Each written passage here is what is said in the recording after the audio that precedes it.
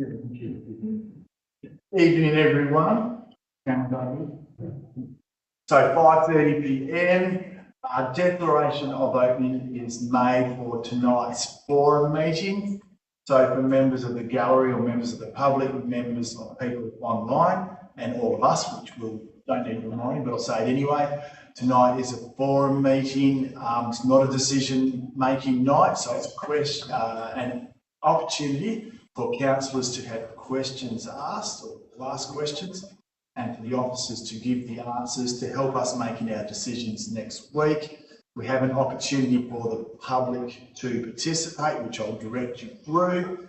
And just to remind everyone, yes, so it's not decision making. Next Wednesday is, so that's when everything tonight will help with that. So the declaration of opening was made at 5:30. We are on page 6 of our agenda. So item number 2 is opening procedures. 2.1 is acknowledgement of country. So the Shire of Northern would like to acknowledge the traditional custodians on the land in which we meet, and that's both the Ballardong and Whadjuk people of the Noongar Nation, and pay our respects to elders past, present and emerging. Just for people who don't know, Ballardong country is northern and Whadjuk people is to the west of the Shire, which is where Perth is located as well. Item 2.2 is recording of council meetings. So members of the council who are well aware, but members of the gallery who are the public are advised that this meeting is being live streamed and audio recorded, and it's made available on the Shire of Northern's YouTube channel. For those of you who are new, yes, we have a YouTube channel. If members of the public would like to have access to the recording of this meeting, they can do so via the Shire of Northern website, and it's normally up tomorrow, and it does work. Item number 3 is attendance. 3.1 attendees. We have all the councillors as listed here. So just for the record, I just go from left to right as normal. Councillor Biglam, Councillor Gierek. Sorry, yes, I'll get to that. Thanks, Councillor. Councillor Ryan, Councillor Mencelli, President Antonio, Councillor Appleton, Councillor Polton, and I apologise, just pointed out, thank you, Councillor Biglam. Councillor Hughes is not here at this stage. It will be noted what time Councillor Hughes arrives, so that's recorded in the minutes and both online. All the staff as listed: CEO, Exec Manager Engineering Services, Mr Devsich, Exec Manager Development and Community Services, Mr Hunt, Manager Development and Community Services, if I've got the right title, Ms German. Let's see, we've got Exec Manager Corporate Services, Mr Young, that's correct. Manager Core Governance and Risk, Ms McCall, Governance Officer, Ms Van Beek, and Governance Support Officer, Ms Joyner, are all in attendance, so that is correct. And I forgot to say, if I didn't say it before, welcome all the members of the public. And yes, David Emery, Manager Recreation Services, if I've got the title right, close enough. I'm not demeaning it, but yeah, Mr Emery is here. So item 3.2 is apologies. We've received an apology from Councillor Williams. We are now on page 7. So item 3.3 is approved leave of absence. That is nil. Item 3.4, absent is nil.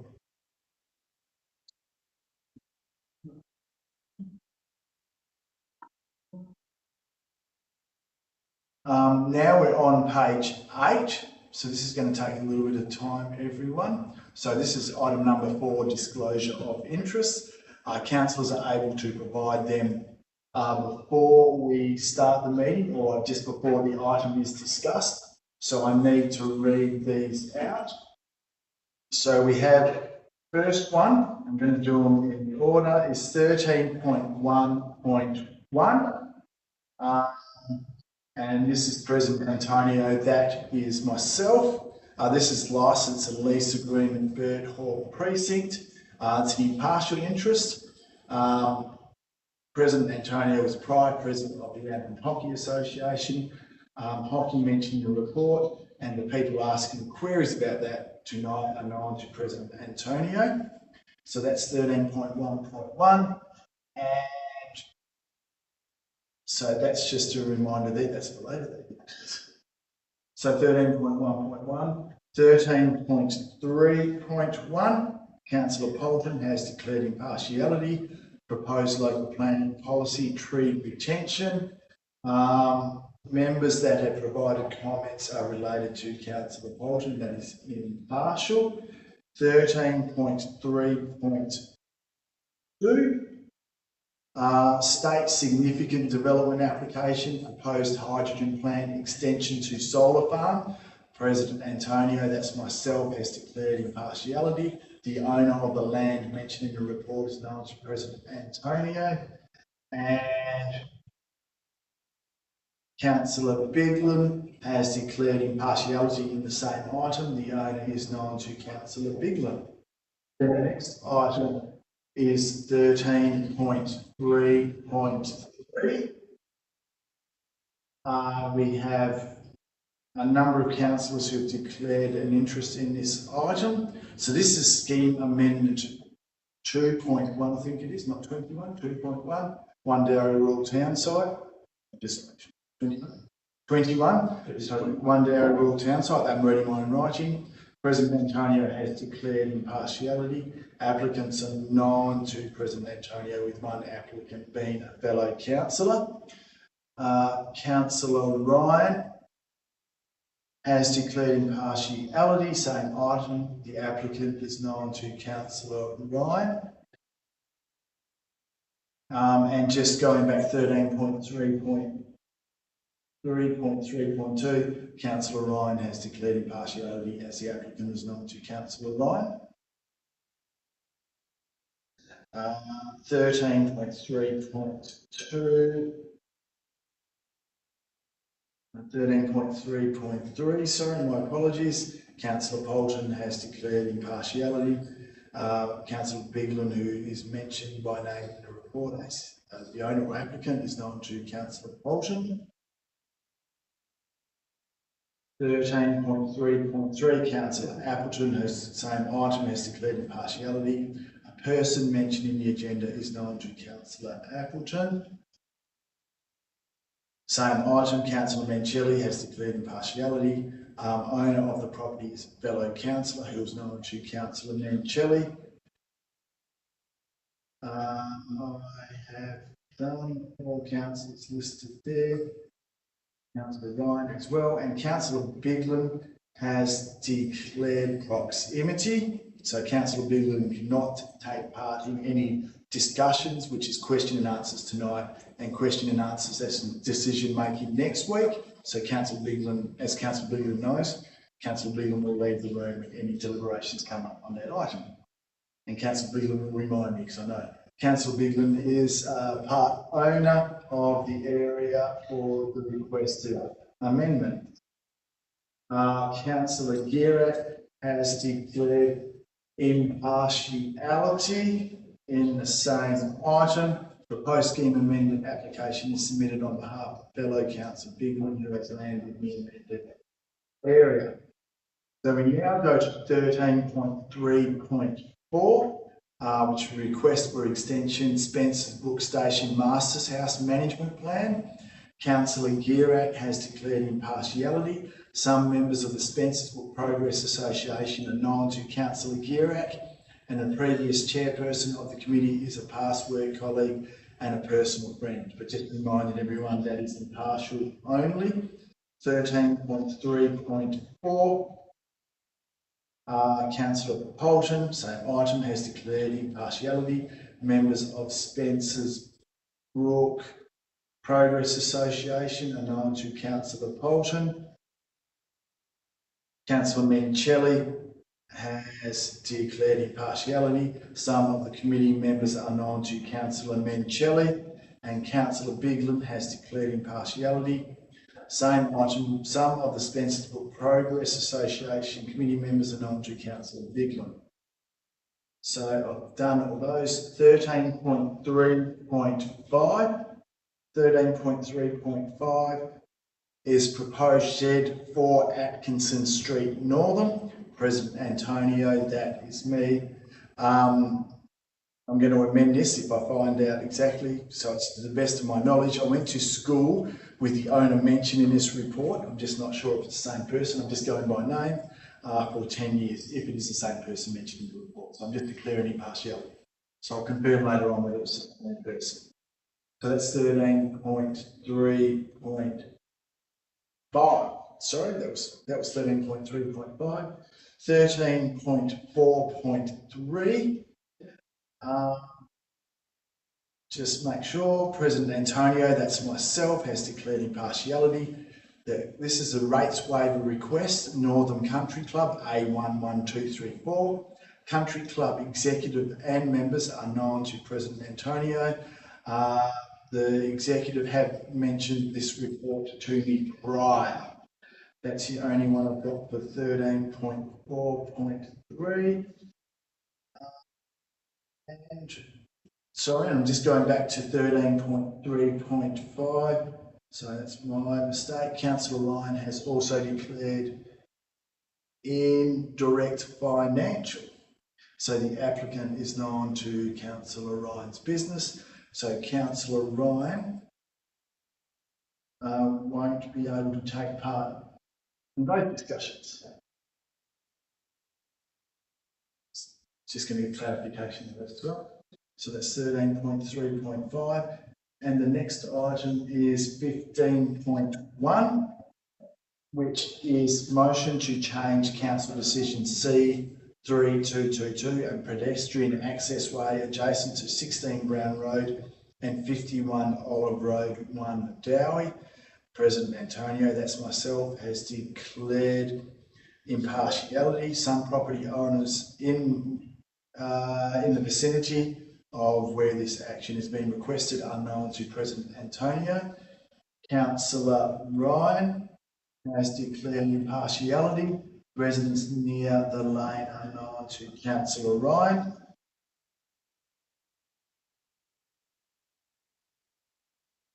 Councillor Mencheli has declared impartiality, same item. Mover of the motion to change the nearby neighbours.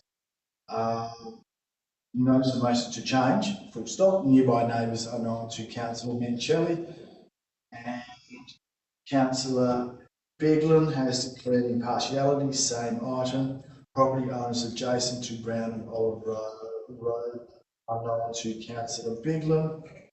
And I'm just making sure I've got both of Councillor Girex, didn't I?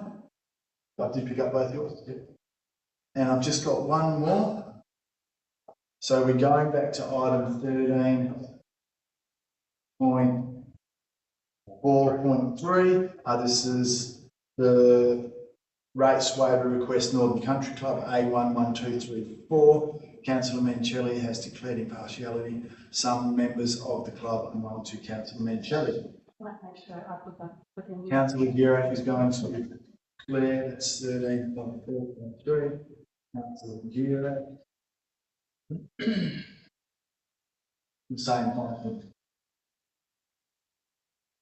And we're just going to confirm Councillor Hughes is on approved leave of absence. It was approved for the forum meeting. I believe he's going to be back for the Royal Council meeting. So we just confirmed that. So just so everyone's aware and for the recording. So I think I've picked all those up. If I do miss one, because there's quite a few, if I do miss one, councillors, please let me know as the item comes up. And for members of the gallery, I will mention that at the start of each report as well. So we now go to page 9. So I believe it's page 9.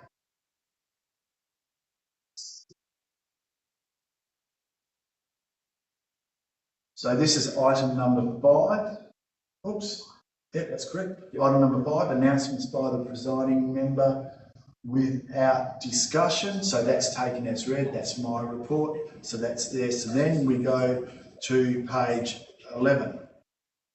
So this is when we've got public questions, when members, first time when members of the public are able to participate, and then we have the deputations. A couple groups and people have made an application to make a deputation or a statement. So that's coming up as well. So I'll just, and whether I've spoken to everyone in the gallery or not, this is the only chance for members of the public to participate in the meeting, these two items, public questions and the deputations. So we've had quite a few prepared in advance or submitted in advance. So what I'm going to do is, as you come up, Randall, I'm going to put you in a hot seat.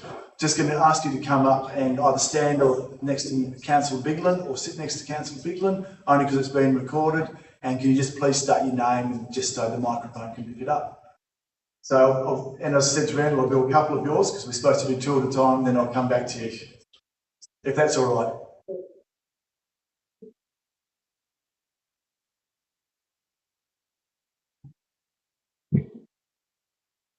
Good evening, everyone. It's been a while since I attended the meeting. So for those who don't know me, my name is Randall Beavers. I'm a former owner of Specialised Tree Service and a Shire contractor for the last 24 years. I'm glad to see a positive step forward for the tree retention with the Shire. I have 3 questions, so here's question 1. Does the Shire of Northam have a current significant tree register? The Shire of Northam owns and occupied land, example, parks, gardens, reserves, ovals, trees and rural roads. Question 2. Do I answer this, Randall? Is it okay if I answer those, Randall? Certainly. Yeah, well, the answer I've been given, so I'm not professing to be the expert. There's not currently a significant tree register. However, it is proposed to be created following adoption of the local planning policy. Question 2. Yeah, thank you.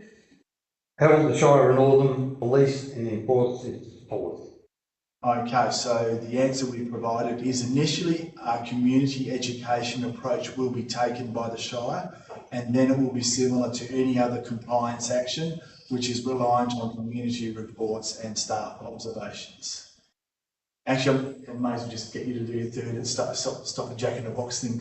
Yeah, That's all right. Yep, no worries, thank you. What is the range of penalties for offences committed by individuals and or corporations that commit a tree damaging activity?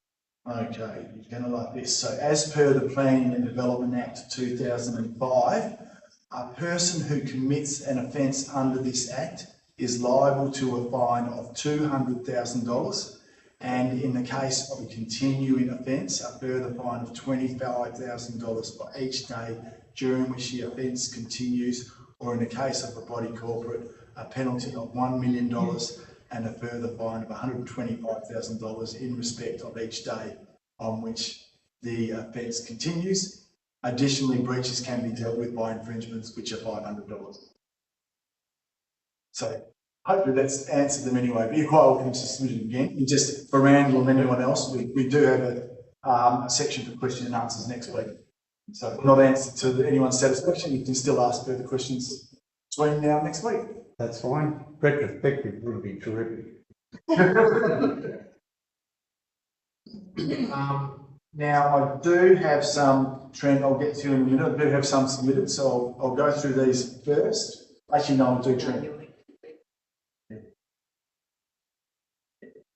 Actually, sorry, Trent, I'll do yours first. I know you've got a question. Sure.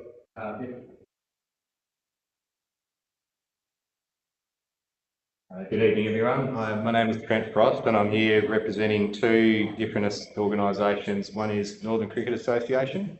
The other is Wheatbelt Cricket, who oversees the 6 cricket associations within the Wheatbelt.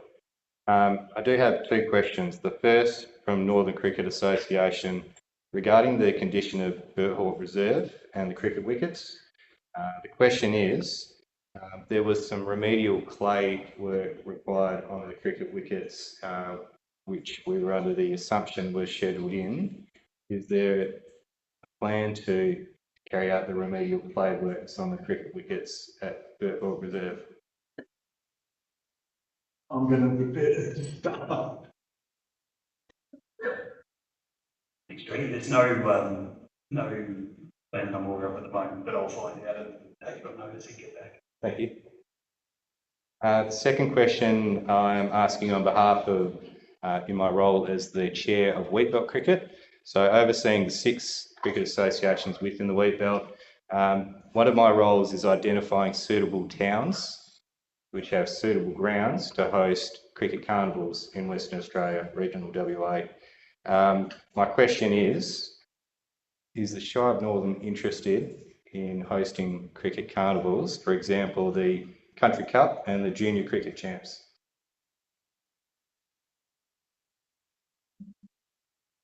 For reference, it approximately brings about 250 to 300 people down. Yes, I think the answer to that would be yes. The only thing to note, I guess, at the moment is we have got a project that's in train to do the lighting upgrade at Hawk to install suitable lighting for cricket. So provided it doesn't clash with that, yes, I'm sure we would be more than happy to have a conversation with the Cricket Association about that possibility. Excellent, thank you very much. Thank you. Mr. Harm's got a few questions. So just going to see if there's any other questions from members of the public. Yes. I'll invite you to come up near Council Bingley, if that's all right. All I can see is an arm. Hello, everybody. Amy Jacob again.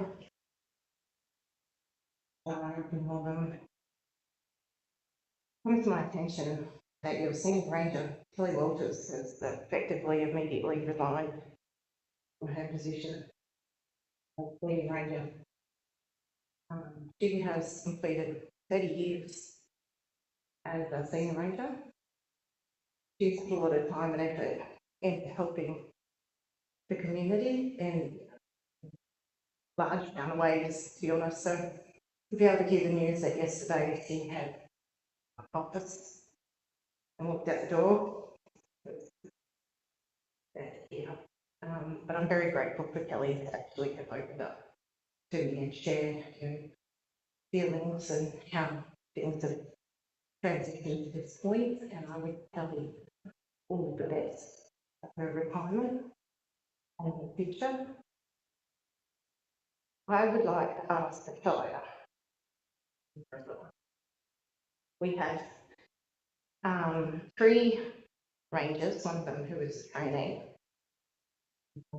I've got this first. You've got David and Tanya. Tanya is an excellent staff member. She is very compassionate and I'm all for she has done as a ranger. And I think that Tanya would need to be looked at for possibility of promotion to senior ranger position with a pay rise. I believe that rangers don't receive enough income for the work that they do, especially up hours. And on the other hand, I believe that the trainee Whitney, who is being trained under Kelly's under Kelly, should have her traineeship extended by the Shire, and we'll see whether those 2 things. And I guess the other sort of thing in that matter is what does the Shire intend for the purposes of managing ranger service here in Shire Northern, or is that not yet? That's obviously not yet on the table. It's something we wouldn't be able to, thank you for the question, it's something that we wouldn't be able to answer as a council, but we're taking on notice unless someone wants to say. So the 2 questions I got out of that, you're asking, can the rangers be paid more? Basically, I'm summing it up. And the other one, do we have plans for future senior ranger position? Yeah, so we answer the best we can anyway. So it's not something council can ask. Yeah, no, that's okay. Yeah. So I believe that Gordon is the management in that department and Chad is. Yes, sorry, I'm unable to comment on staff matters. They're obviously confidential. In regard to the delivery of ranger services, obviously we will review the best approach to delivering ranger services on behalf of the community. My second question really is that rangers are absolutely fundamental to the work we do as volunteers in the community. We are Shire Northern volunteers. We have signed our waiver sheets according to the Shire Northern. So technically, we have been taking instruction from Kelly under a verbal memorandum of understanding to have access into the enclosure and will carry out things like children's educational programs in the library during school holidays. We were sort of hoping that with the budget or with the plans anyway that are coming up, there was mention about in the plan about the reading for the 2025 and 2026, and I just thought maybe would Shire be willing to, in confidence, connect with me so that we can work with Shire from a closed or private perspective to find a good avenue to assist with maintaining the small population here in Northern. I'll probably start my answer Maybe, differently, if it's part of that plan. Yeah, I'm we'll- just maybe asking for the opportunity to be recognised by the Shire, to have that opportunity to work in collaboration from private perspective, to know that exactly what that plan is. We'll get the CEO to answer this one. Thanks for the question. Yes, thank you for the question. I can confirm there is something in our council plan in regard to looking at the breeding program. I'd imagine there will be a lot of stakeholders who will have an interest in this matter, and certainly once we work out a kind of project plan or approach to this, we'll be consulting with all of the stakeholders who have an interest in this space, and that would include volunteers as well. Okay, last question. It's also come to my attention in the last month or so that there is a new little environmental movement happening in the town of Northern, and there has been some concerns around the legality of feeding bird seed to native animals. This has resulted in investigations, I believe, with the Shire and the Department of Conservation and Land Management, and the issue is continually being referred back to me to answer these questions, but I have to keep deferring to Shire. I'm actually very concerned that the way the trajectory of this issue over birdseed, the illegality of birdseed being fed to native birds on the river, and our position of, Northern Swangardian starting to get very messy, and as a result, the Northern Environmental Club has very quickly been off our list of people who we want to communicate with about the environmental matters on the town hall. We haven't actually received anything in writing about the legal issues surrounding the rangers having the legal authority to feed birds, native birds, on the river. I'm aware I was given an oral outcome, but the Northern Environmental Hub keeps coming back to me, and I keep having to say, yes, I'm a law student, but I can't give you legal advice about the legislation around the biodiversity and conservation. So can you, my question is, are you able to provide me the outcome of the legalities around the Rangers' authority to feed the birds on the river, and because otherwise my volunteers are starting to just back off, and it's to the point where we can't answer questions because I'm concerned that it's going to form or is formulating into a legal issue. I'll get the CEO to answer this one. Yes, thank you. So we have had an approach, and a response has been provided to the organisation that approached us. If you want to make a similar inquiry, I can certainly put something in writing to you. Yeah, so that we've got something in writing that we can actually continue to refer back to these people who are not been harassed for those answers. That would be great. That's fine. So if you put in the similar inquiry, I'll certainly provide a written response. And we have had some input from Department of Biodiversity, Conservation and Attractions as well. Thank you. Thank you. Thank you for the questions. I'll read out Mr. Harmer's in a second. Is there any other members of the public who'd like to ask a question? No? So I'll just go through. Hopefully Mr. Harmer can do these correctly as you've asked them. So and the reason I'm doing it is because we've got 6 questions, so I'm just going to go through those. So the question is, the summary question 1 is we've had 3 close fires in our area within the last couple of months, being Burn Street, Chidlow Street West and Throssell Street. That's one fire. Tankard Street, Delmarge Street on the River Edge is the second one. And third one, Spencer's Brook Road, Burn Street, Throssell Street and Lewis Street. Can you confirm if the 3 fires referenced all started on the verge? The answer provided is fire 1.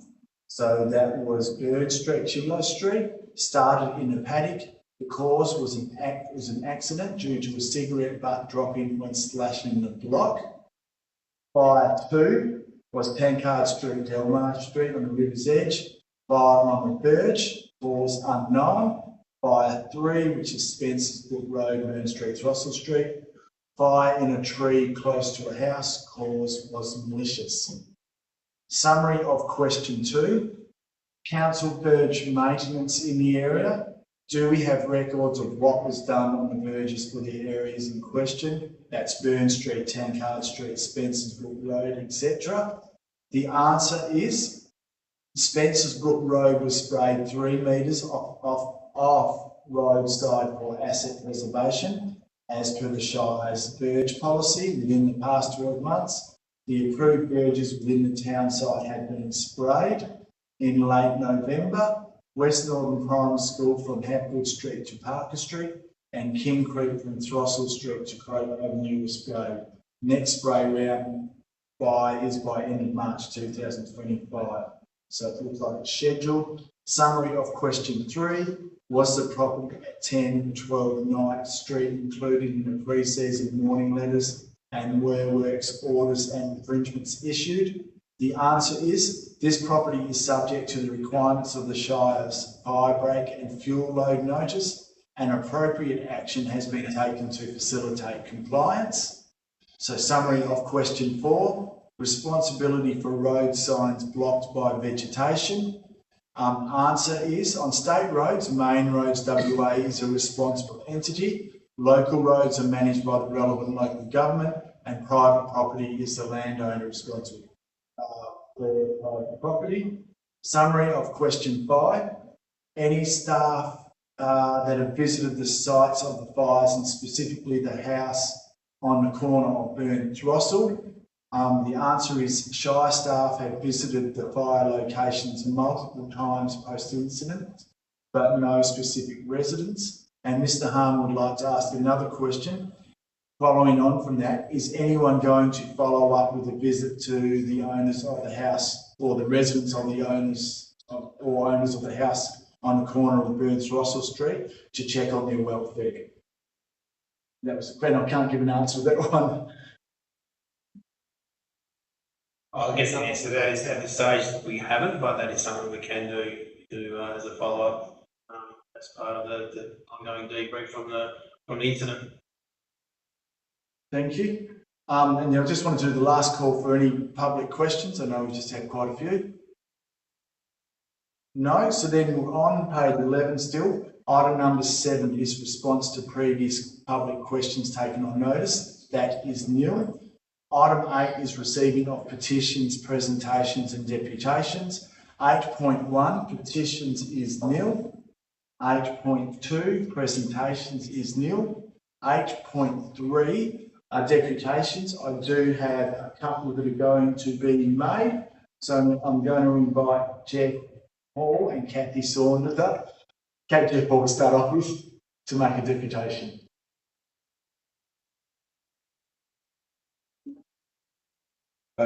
Thank you, Chris. Debbie, councillors.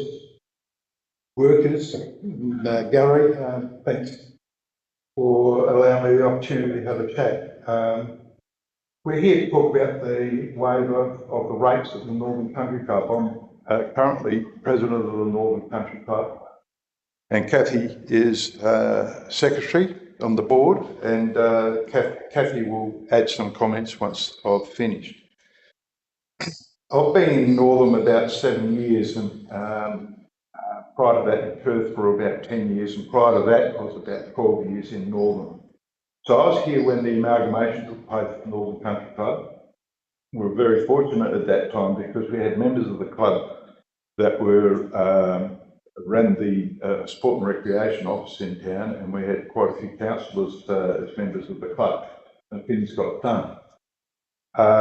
Coming back and being involved now, we don't have any councillors, we don't have anybody from sport and recreation involved, and I feel to a little bit that we're over the hill and removed, and we're not as in your focus as possibly we should be. So it's an opportunity today to try and improve that perspective from the council's point of view. I've written quite a long letter spelling out how we're going, where we've come from, what we're doing, and a short argument as far as the rates are concerned, but more so discussing what our plans are for the future. And our plans are big plans, and they're plans that we can't do on our own. We really need shire council assistance with that. I've also read the council meeting agenda and the comments in regard to our request for waiver of rates, and it's very, very good, very well written, all that sort of thing. And I'm not going to go into my letter in great detail. I hope you all read it, because I think it will give you a really good perspective of what we're doing and how important we are to the town as a community facility. But I think the basic of what the details provided in the agenda are that we have to really test is that we're basically zoned as parks and recreation. We're basically doing the same thing as Birtwell Oval, parks and recreation, or down where the swimming pool is parks and recreation. The only difference is the council owns that and we own that. We're doing the same thing. I suspect you're not paying rates down to the swimming pool, but we're paying rates. Why? Doesn't make sense. We're doing the same thing. We're a community organisation. We're entitled, we apply and we get support, fantastic support from the council in loans and grants, but that's available to clubs whether we're privately owned or operating on council facilities. So there's no general difference from that. It's a policy thing. A policy can be changed, and I think because we're zoned parks and recreation, we should be looked at exactly the same as a council-owned parks and recreation. So it's a very strong thing for waiver of the rates. Rates, we're running quite well at present. The rates aren't our second biggest expense. It's significant. It's about $9,000 per year and going up.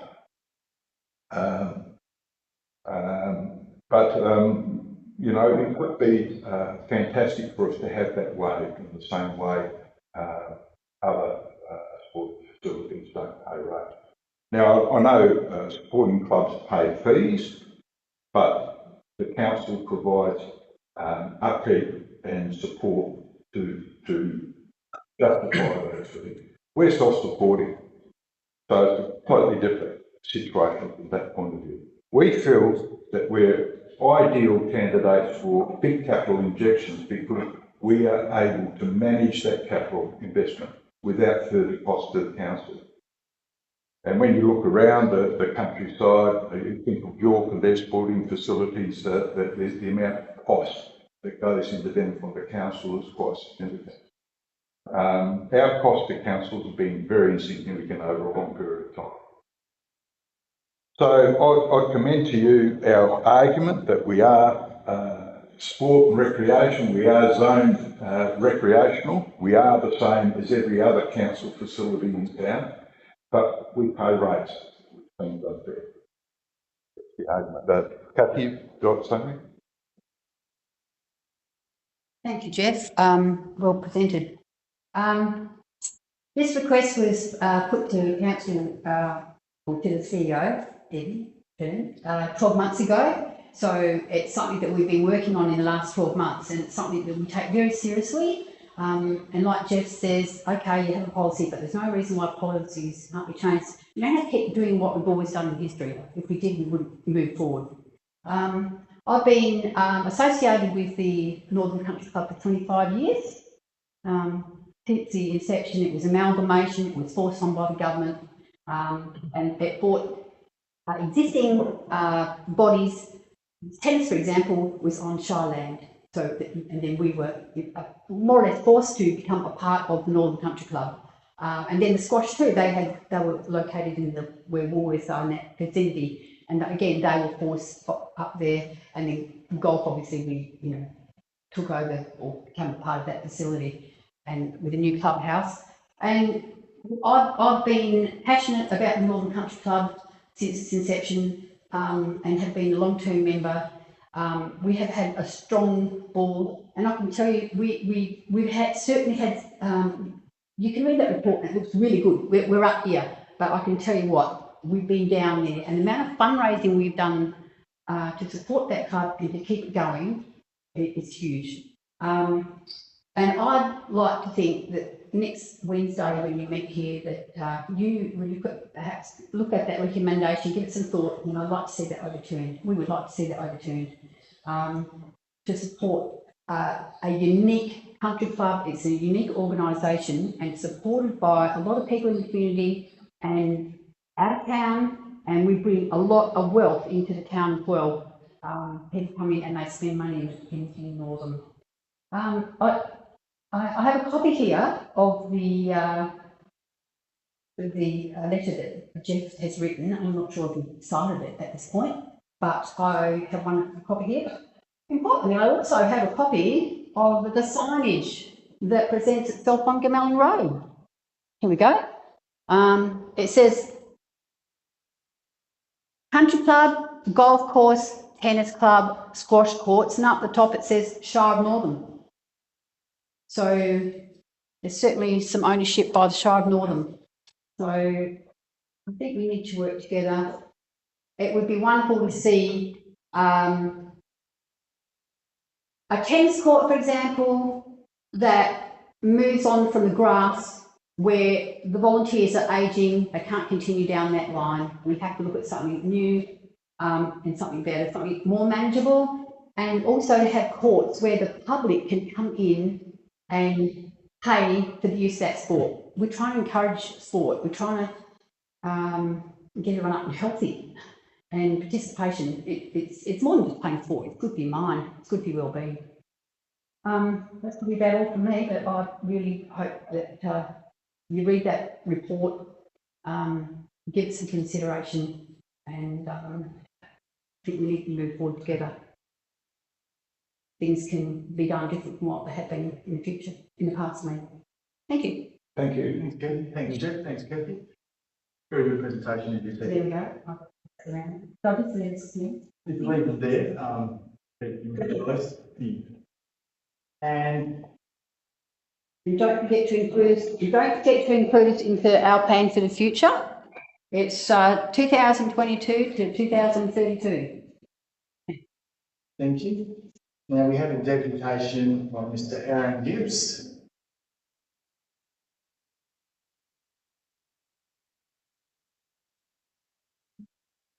President Antonio, councillors, Guy CEO, ladies and gentlemen, thank you very much for the time tonight to have a bit of a chat to you all. My name is Aaron Gibbs and I represent Northern Hockey Club here in town.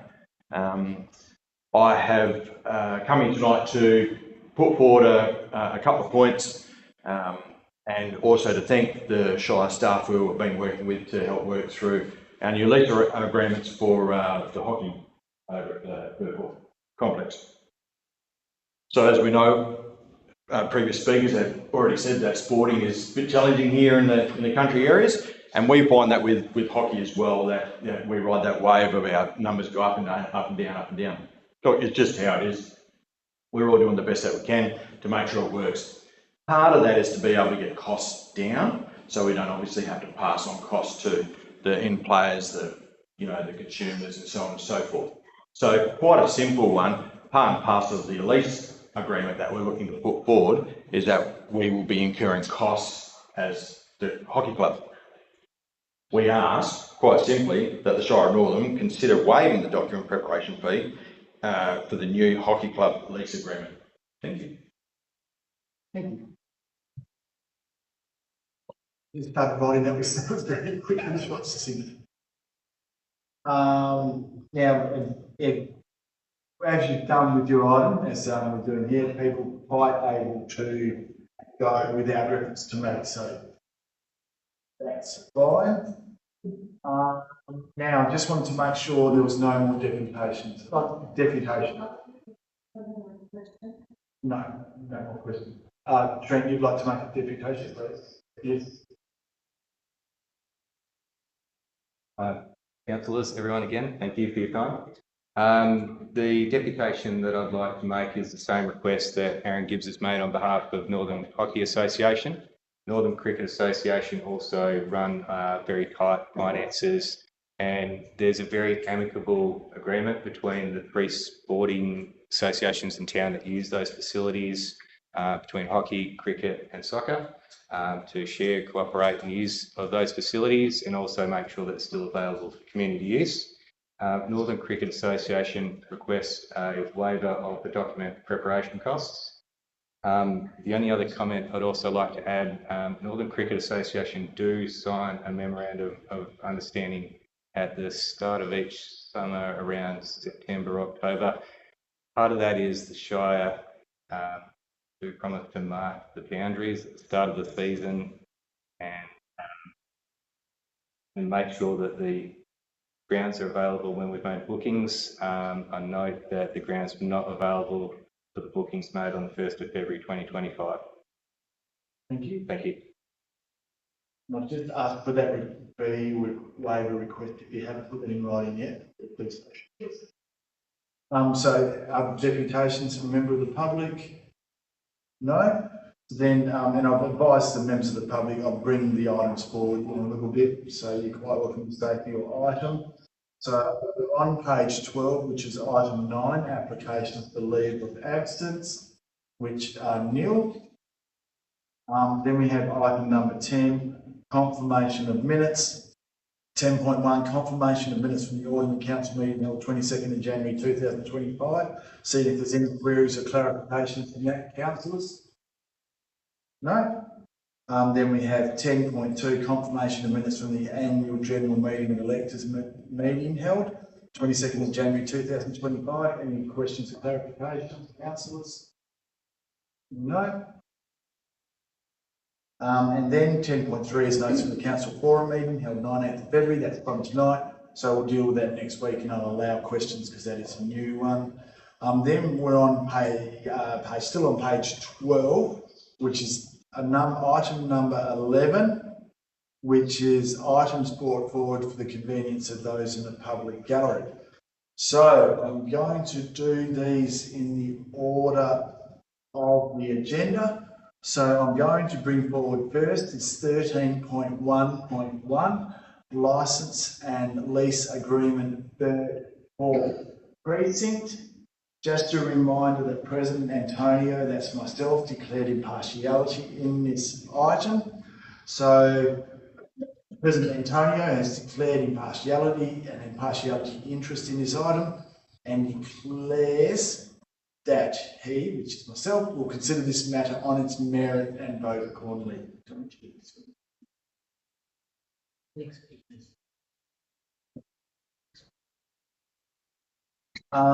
So questions on this, councillors? Any questions? I'll go councillor Appleton first.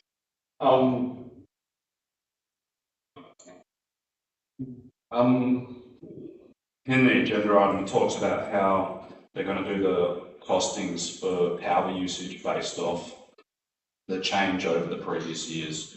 But they also mentioned that the power is going to, will be monitored once they put in a metering system. Is there a timeline on when a metering system will be installed? Yeah, so through the chair, we're out to tender at the moment, coming to next council meeting for the award of Burfoot lighting, which has 3 sub-meters in, and we hope to sort of finish that project in around August time, but until we get the tender and construction timelines, that'll be an estimate.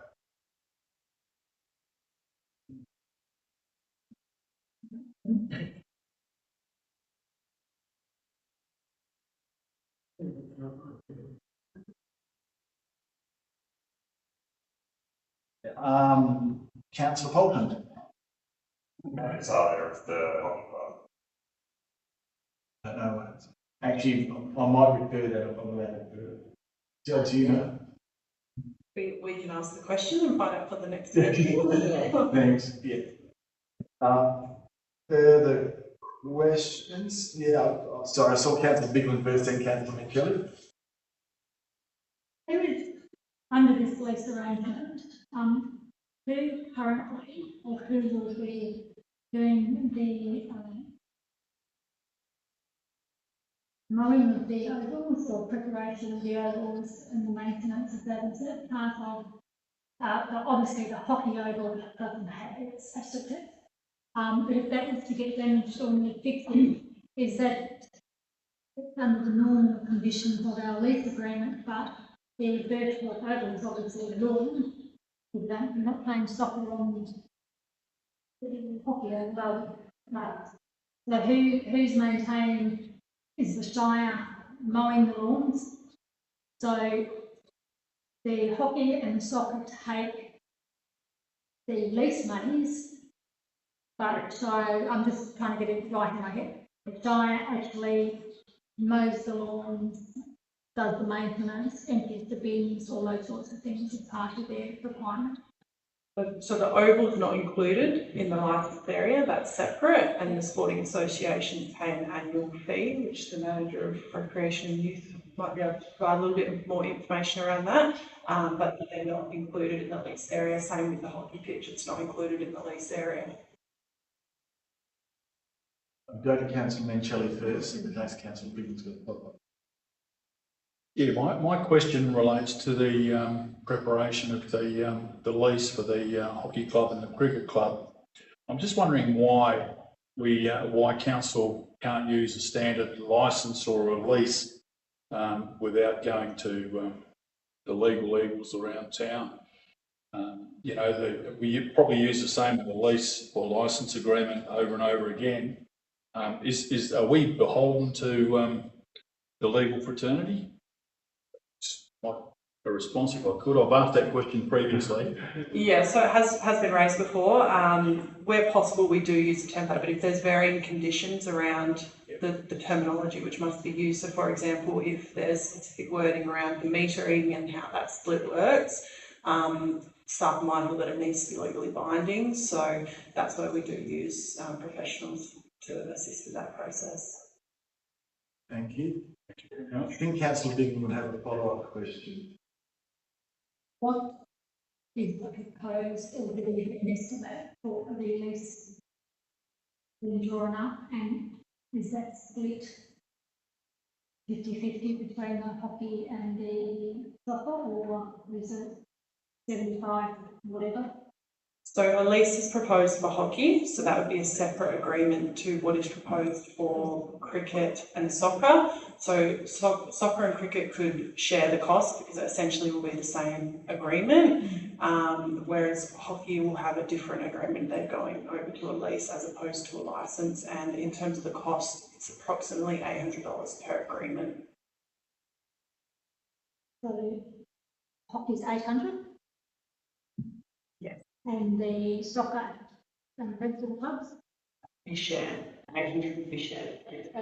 Roughly 400 each, and Yes, that's right. I'll go councillor Afton first. Then after he needs to councillor Afton to say. If all three groups were to form an association and get the property as an entire lease as opposed to a lease and 2 licenses, would that reduce the overall cost? And then they divvy it up between themselves. Kind of similar to what Northern Heritage Forum does for the old railway station. I guess the issue with that is that hockey wants exclusive use of the facility, which means that it's a lease. And the other 2 clubs actually share the pavilion, which means that it's a licence agreement because they don't have exclusive use because they share it. So that's the distinction, I guess, between the leases and the licences. I mean, it may be possible to incorporate them into one, but it could be a bit difficult in terms of there being different documents, one being a lease, one being a licence. Councillor Girat first, and councillor Ryan. Yes, thank you, Mr. President. I'm just wondering if we could have a costing, how much would it cost the Shire to prepare all these license agreements for sporting and community organizations, because we're having a lot of these prepared requests, and just would like to know if the Shire could bear that cost, really. We could do a cost for, if the Shire had to bear the cost, depending on the number of leases that it involved.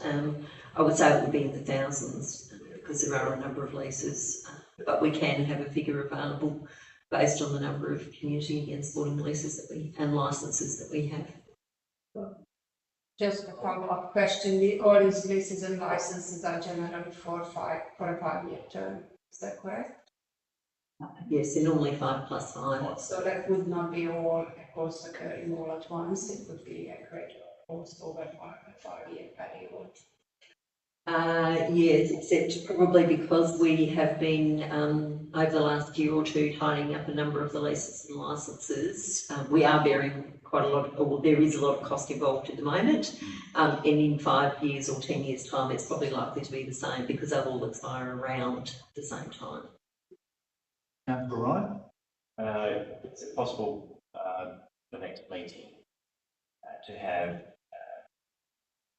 a cost of what our current legal bill being for the financial year, where we sit with that? The next meeting, and see whether are we on budget, under budget, or what we've allowed for. The answer is yes. Yes, that was possible. Is it just for the legal bill for the leases and agreements? Probably or commercial, or for sport, not for the whole? Just for the whole one. Just because we've been doing a lot of these, and I was just wondering what our overall costs have been so far, what we've budgeted for, what we've got left in the kitty. Thank you. Further questions, councillors? No? The other item to bring forward, I think I've got the right one, is the proposed shed at 4 Atkinson Street. Yes, I'm going to bring that forward now. The other 2 items, they've already left the building, so I'll just go back to those normally. So we're going to go to page 222.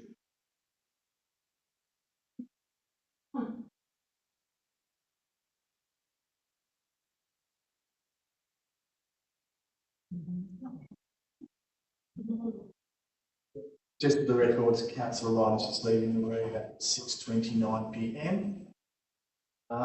So on page 222, and just because that, just pause, Councillor Ryan has an indirect financial interest in this item, and also in this item, I'm going to take that off.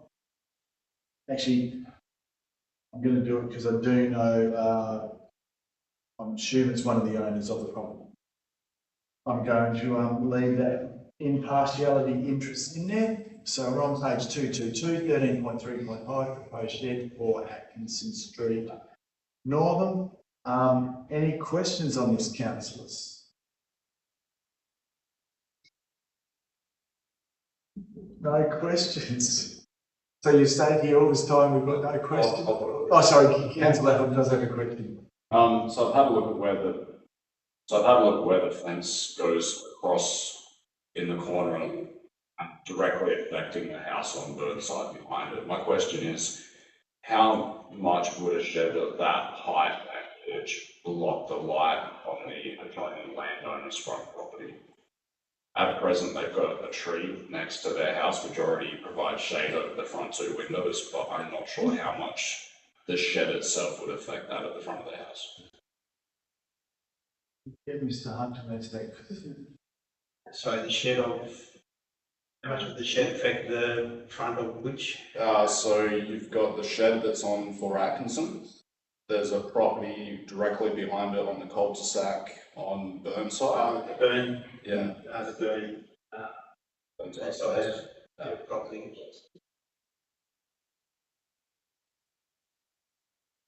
Happy with that answer? I think we're still looking. Can make it close. We'll provide some more information at the council meeting next week. Between now and council meeting next week. No further questions, councillors? Just want to make sure. I just want to clarify, if I may, the distance from the side boundary with this particular shed, I think it's 1.5 metres, isn't it? So the That's correct, 1.5 metres from the side boundary. yes, side boundary, okay. Oh, sorry, councillor Bigland. Just to clarify for me, I think it's, the property with the pool, is that the one that's currently objecting to the building shed going up? Or is it the one where councillor Appleton asked about? On the pool, that's correct. So my next question is the shed or the patio that they put on the boundary of their neighbour, is that right on their boundary, or is that the appropriate instep? Because it's probably not a lot of an argument when you've got someone they've got their own property backing onto somebody else's. Well, we haven't set that as part of this application. We're obviously dealing with the application that's before us. So, yeah, Off the top of our head, we don't know what approvals were sought or given for that adjoining property, but that's a question we can take that on notice as well. And could you just double check for me whether it's directly on the boundary or it is inset? Yeah. Thank you. No further questions, councillors? So, so we'll make a decision on it next week. Or you probably missed it, you might have just missed it. Tonight's question and answer night, next week's decision-making week. So you're quite welcome to come back and participate then, but you're quite welcome to stay or go now. So we're now going back to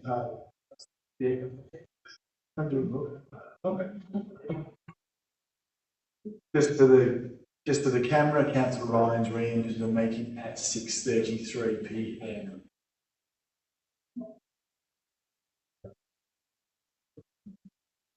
So we're now on page 13. Let's go back to page 13. So 13 is officer reports.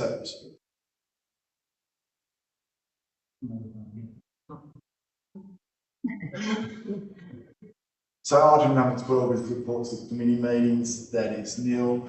Item 13 is officer reports. 13.1 is the CEO's office. So what we're going to do with each of these, even though we've snuck ahead and done one of the items, we're going to invite the execs up as we discussed at the strategic meeting. The exec relevant to this one is the CEO, so we don't need to invite the CEO up to the table. So, and what we'll do with each of the items, we'll just ask the exec or the appropriate officer just to give a bit of background on each item. So we've done 13.1.1. So we go to page 22, which is 13.1.2, delegated authority under the Dog Act 1976 for enforcement functions. And I'm just going to invite the CEO to give a quick briefing on this one. Yes, thank you, President. So this is a new delegation that is proposed, and it's basically to allow me to have the delegation to prosecute under the Dog Act if the situation arises where that's needed, and then I can sub-delegate that as I need to as well. I think it was one that was probably overlooked in terms of our review of the delegations register recently, but we do need we need to consider this as a delegation under the Dog Act. Did you have a question, sorry, Ken? Yeah. Question? Question? How many prosecutions have we had the last 12 months in regards to the Dog Act? At this stage, nil, but I guess we've got one that we are looking at, which has brought this issue to our attention. So yeah, there'll be one potentially for this financial year so far. Councillor Holton? So just to clarify, previously it wasn't removed, it was accidentally left out. Yes, it was an oversight in the recent review of the delegation register. I was just going to have a follow-up question to that, because I was of the understanding that it was specifically told to take out reference to officers. That's why I don't believe it was an error from our administration. I believe we were told, because I think we asked, I recall that we were asked that question, and we were advised to take it out. Just to clarify that same question as Councillor Holton. Pretty well, shouldn't be making a statement, should be asking a question. I wasn't here really for that portion, but I have checked my interpretation with LALGA, who have confirmed that this delegation is required. Further questions, councillors? Okay, thank you. So 13.2 is engineering services on page 26, which is nil. But I'm going to invite Mr. Bessich up for an item later on today, so just so he doesn't feel that later on.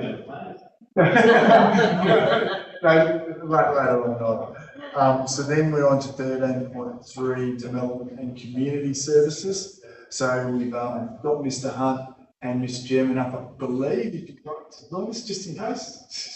Yeah, so you may as well come up.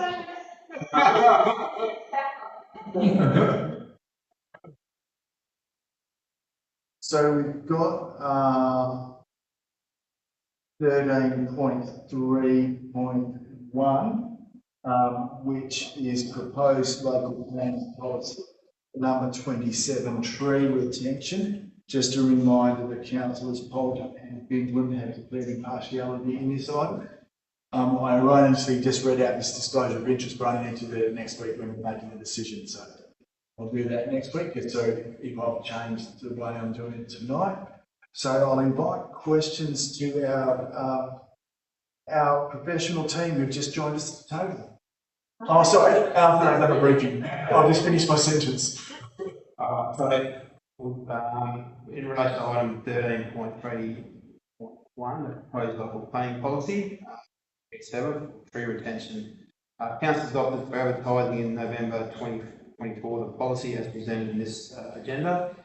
The definition of a significant existing tree has been defined by the West Australian Local Government Association, following legal advice, including the fact that removal or damage of a significant tree is defined as development under the Act, Planning and Development Act. Given that it's deemed to be development, policy seeks to guide how or if to make decisions under the local planning scheme. The current policy seeks to clarify what is a significant tree and when a development application is required for the tree damaging activity. As included in the local biodiversity strategy, there has been significant clearing of native vegetation within the Shire of Northern, and the aim of this policy is to manage the clearing of more significant vegetation. Current retention and protection status of native vegetation in the Shire is below the state and national policy. Approximately 54% of native vegetation is mapped and is on privately owned land. And the vegetation in the Shire of Northern is highly fragmented. A number of submissions have been received and staff recommendations and comments in response have been provided as part of the agenda, and the officer recommendation is to approve the policy as advertised. Thank you. Well, summarised. Questions, councillors? Councillor Ryan. As a result of this, I've been driving around town a bit just to have what trees we do have that are significant, and what happens with a significant tree under the definition. And like those pencil pines, sometimes they die. So if removal of a tree is a planning problem, does that mean that if say a pencil pine, I've seen a few around town that are looking pretty sick. So if they die, does that mean the owners then have to put in a development application to say, hey, can I please cut down my tree because it's dead? And then there's obviously a significant cost in regards to putting a DA. Yeah, under the current policy, a significant existing tree is defined as being a healthy specimen with ongoing viability, so instead it wouldn't be included as part of the definition, therefore we would require development approval. And would I add that under the clearing permit exception, if it's dead, dying or dangerous, you can remove it without. So we are aligning with the state legislation. Saw Councillor Bigley first, then Councillor Bolton. I noticed a lot of the submissions are from not residential, like, you know, in Bell Town or Northern Town. Because they appear to be more substantial landowners that have 35, 10, 50, 100 acres plus. And they seem to be the ones that are more vocal in relation to this policy. Are we asking those landowners to comply the same as a residential town person to comply with policy? Yeah, that's correct. The policy applies across the Shire. There's no differentiation between residential. So how are we going to ensure that these properties aren't going to disappear? And I guess the education is another massive area for this. And the other part of that is the subdivisions that have already been approved within the Shire of Melbourne. And I think there's one that's been approved up in Carlin Avenue, up Baker's Hill, Carlin Heights. That's where they probably want that one building. Yeah, the one on Yeah. Joe's Road. I'm understanding that a lot of those trees or has been approved. Are we going to retrospectively look at some of the planning approvals, or are we just going to go to the side to get it blocked and go forward? So is it, I believe them. in terms of how do we ensure that people apply the policy, I guess it's like, and as I think was answered in one of the public questions tonight, about community education and I guess being a little bit more proactive in the reason behind the policy and what we're trying to achieve. I think community education and then, not obviously enforcement is the last, or prosecution is the last measure. For most of our requirements, we try and get people to comply. I think that part of the question was, can it be issued retrospectively? The answer is no to that one. And the third question regarding existing subdivisions, that is assessed as part of the subdivision application, and that policy will apply to future applications that come through. That's a Bolton. I was wondering why the Shire was only accepting written comments on it up to public, why they didn't accept emails or statements or questionnaire, and that was over Christmas and holidays, and it's a bit of a trek for some people to get into the Shire to give them a written comment. So the advertising period was extended because of the time of the year that it was advertised. And written submissions does include email. The only thing that we don't include in our standing planning proposal is comments on Facebook posts, but otherwise we accept all those forms of written submissions. We did have a submission form available and we do have PAD. Further questions, councillors? Councillor Fulton, then Councillor Geary. Councillor Geary, first of all, Councillor Fulton. Would I'm just wondering if it was considered how this will affect people potentially planting trees or looking at their current trees on their property, if they will perhaps consider to let trees become significant because of these policies in place.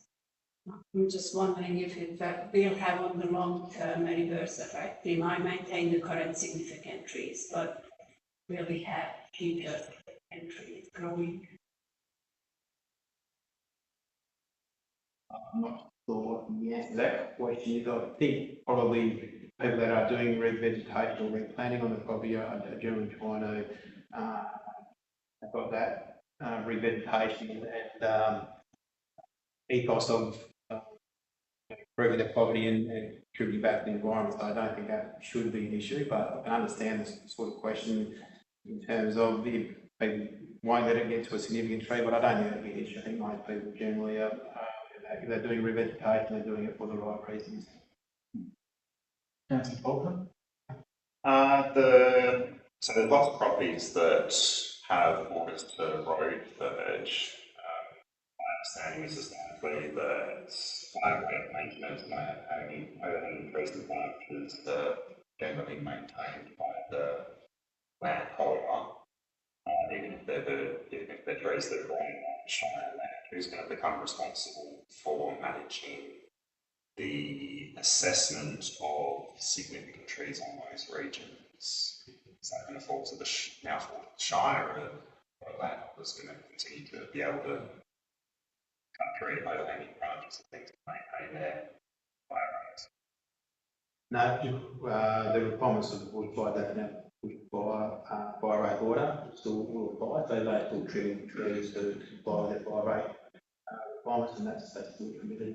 I think also, so to add to that, is that you look at the definition of tree damaging activity. So if they're trimming the trees and they're not actually damaging it as far as it could affect its life of the tree, then that would apply with your policy.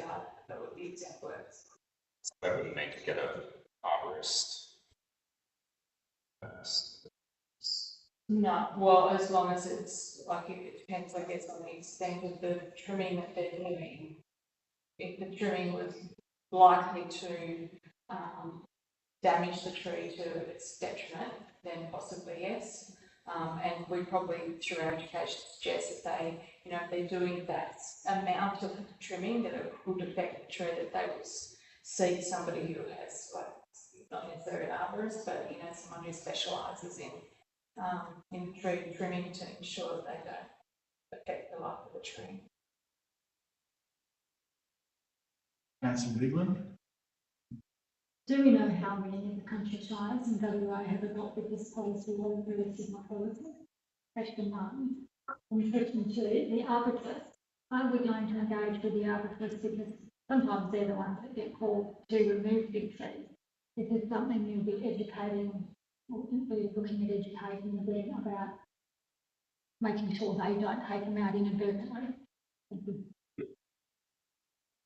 In terms of the first question, I'm not sure of any other rural local authorities. We're going to find that out for the meeting next week. And then the second question, yeah, we'll certainly engage any local arborists or tree loppers to, if council adopts a policy, and when council adopts a policy on the requirements, and go through that as part of our community education program.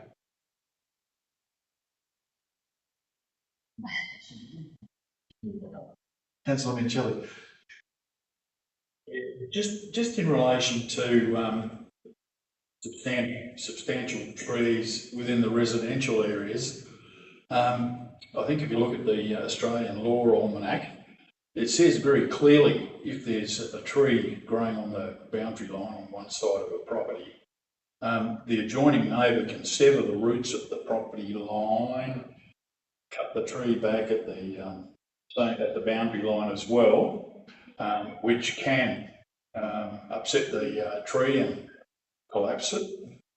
What's going to happen in that sort of scenario? It's going to create some problems, isn't it? If the tree gets blown over in the wind. So if it's a tree on dividing fence, is that the question? Or what? Yeah, just inside the dividing fence on one side of the two properties. And then looking at removing that.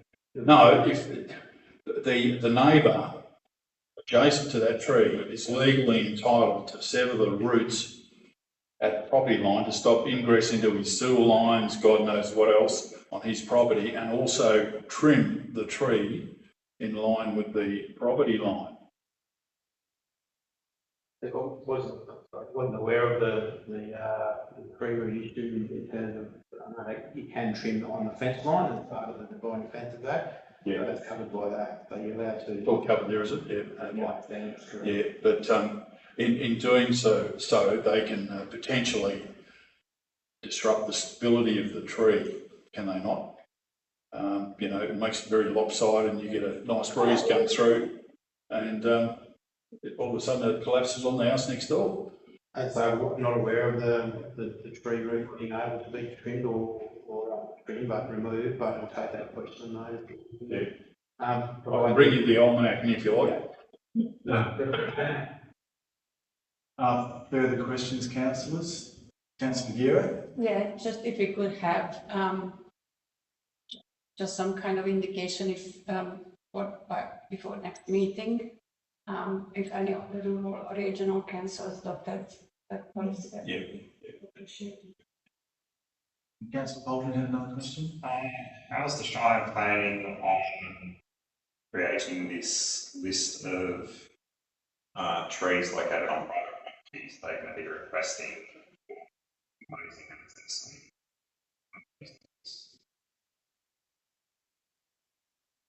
No, we won't be imposing on local residents. It's as per other regulatory functions. It's if an application is submitted or a query is submitted or there's activity notice, we'll go through a normal compliance process. Looks like I've gone out of most questions, but I've just got one myself on. It's a clarification on page 33, because we asked it when we looked at this last time. Page 33, it's got a significant existing tree, has a height of at least 8 metres, trunk circumference to leaf 1.5, measured 1.4, and canopy diameter at least 6 metres. So I just, and the officer comment just before the recommendation just made reference to that. I just wanted to make sure that was the legal advice that was sought, and that's what a significant tree is. So I remember it being asked before. I just want to clarify that was correct. Yes, I did confirm that was the correct definition. Yeah, thank you. So no further, Councillor Bolton? Just going back to dead trees not being included. If this goes through, then a significant tree gets passed the register and it versus hollows. Is there going to be any consideration for maintaining those hollows or replacing them? No, this policy doesn't cover that. So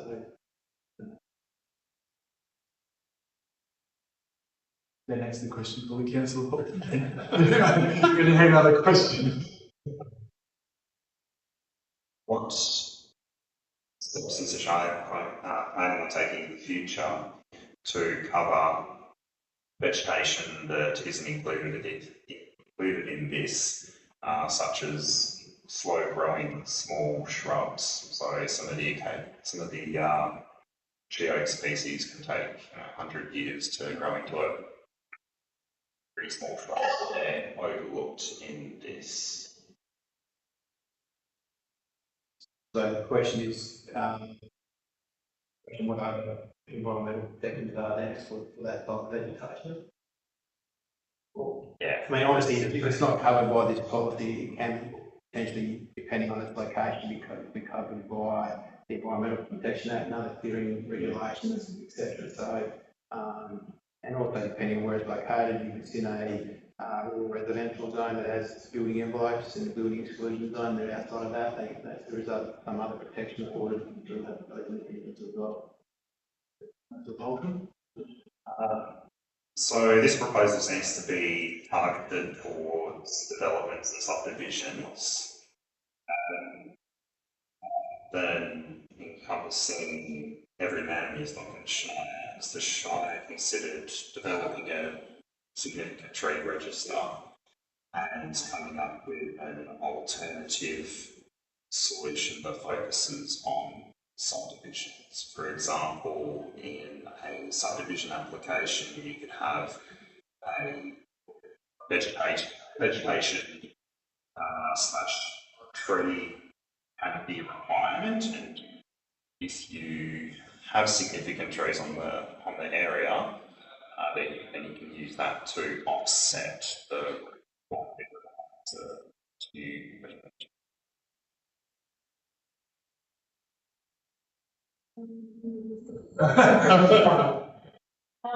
So through the subdivision application process, and prior to that, through any scheme amendments or rezoning, all the environmental impacts are considered, and balancing that with the fire requirements and establishing appropriate building envelopes and everything else.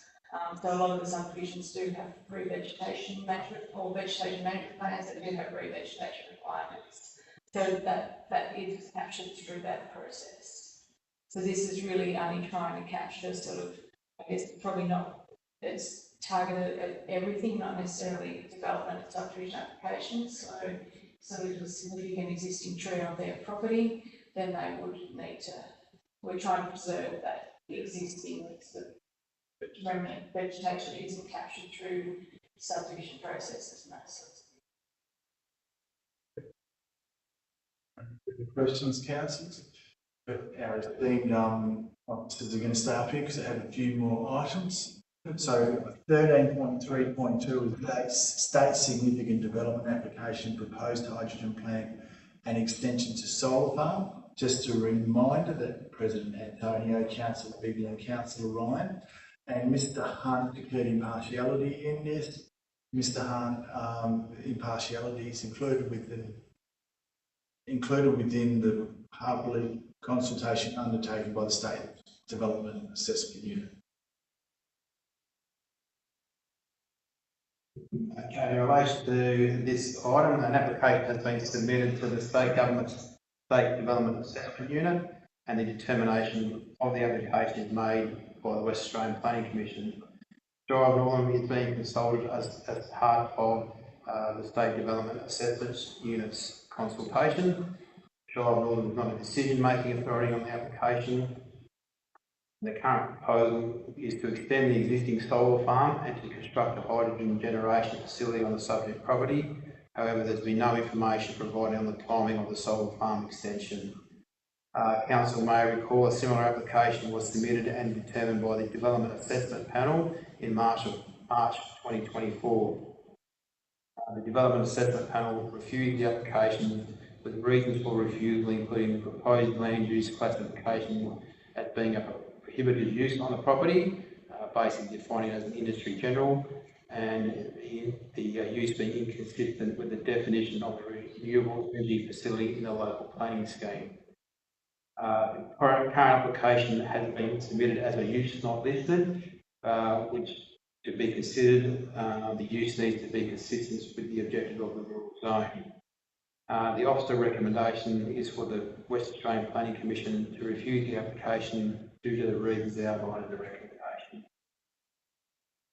Thank you. Good summary. Oh, I've got Councillor Mancelli first, then Councillor Bigley. Yeah, first off, did we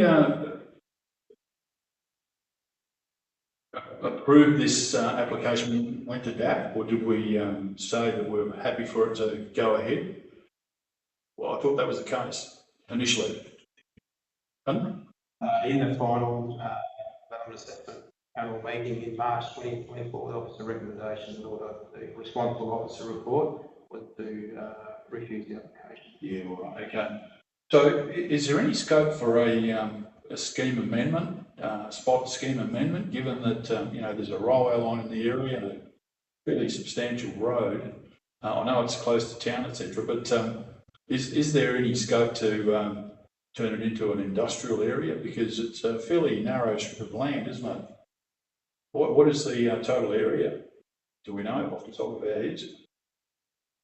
I know it covers a few lots, but Sure, the information's in the lot size is in the one of the attachments. We'll find that for you. Yeah. In terms of a spot rezoning, the applicant hasn't applied for that. They've just gone a different pathway in terms of going down these state significant development projects.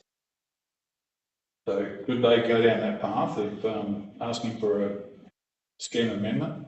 As per any landowner, they could make application, and then obviously then that would be determined firstly by the Shire of Northern and secondly by the West Australian Planning Commission. That's the normal process. Thank you very much. Councillor Bigland? Mine was the same on Councillor Kelly's first part. Sorry? Mine was the same for first Same part. question. Further questions, councillors? Councillor Appleton? If it was to be passed by the West Australian Planning Commission, we had an alternative option where they set all the constraints by the Shire on how they operate. One of them was limiting them to 5 tonnes of hydrogen per day. I know when we had our initial consultation, that was their sort of maximum that they'd be producing per day. Would there be, if it did go and get processed, would there be any wiggle room to sort of allow for the transport of it out of the property without going over that 5 tonne limit? Obviously, we're only recommending that as a condition of approval. Ultimately, if it is approved, conditions are imposed by the West Australian Planning Commission, so the applicant can make that determination. Yes, councillor's gone quiet. I'll just ask, following on from Councillor Appleton, we start from recommending, we recommend that it's rejected. I've got the wording right. You've got the alternative motion in there. I believe it's got the proposed operating hours. I would just, can we amend that to exclude school bus hours in the proposed hours of operation? So I believe it, if I remember rightly, had 8 until 5 or 7 till whenever. So if that was to do that, can we amend our recommendation to exclude bus service? Yes, we can. Put that one on notice as well. Very hard way to ask that. We're not recommending it, but just in case. Further questions, councillors? No. So then we're going to go to page 154, and I'll just, before Councillor Bigland leaves, I'll just read it out. So 13.3.3, Scheme Amendment 21, Mundawi Rural Town Site. Just a reminder that Councillor Bigland has declared proximity in this item. And Councillors Gearak, President Antonio, Councillor Polton, Mincelli, Appleton and Ryan have all declared partiality. And just be noted that at 7:03, Councillor Bigland is leaving the meeting while anything on this item is discussed.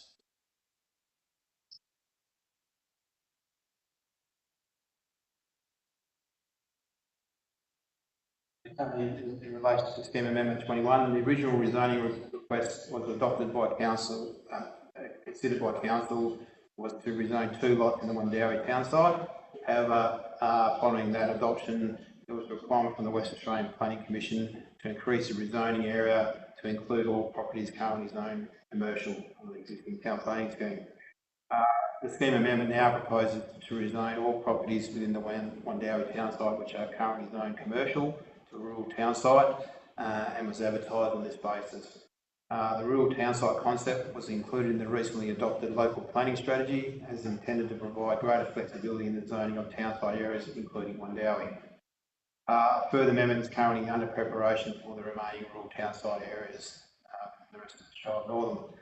A number of submissions have been received and staff recommendation comments in response have been provided as part of the agenda, and the officer recommendation is to approve the scheme amendment as advertised. Councillor Polton's got him first. Is this going to impact how rates are calculated?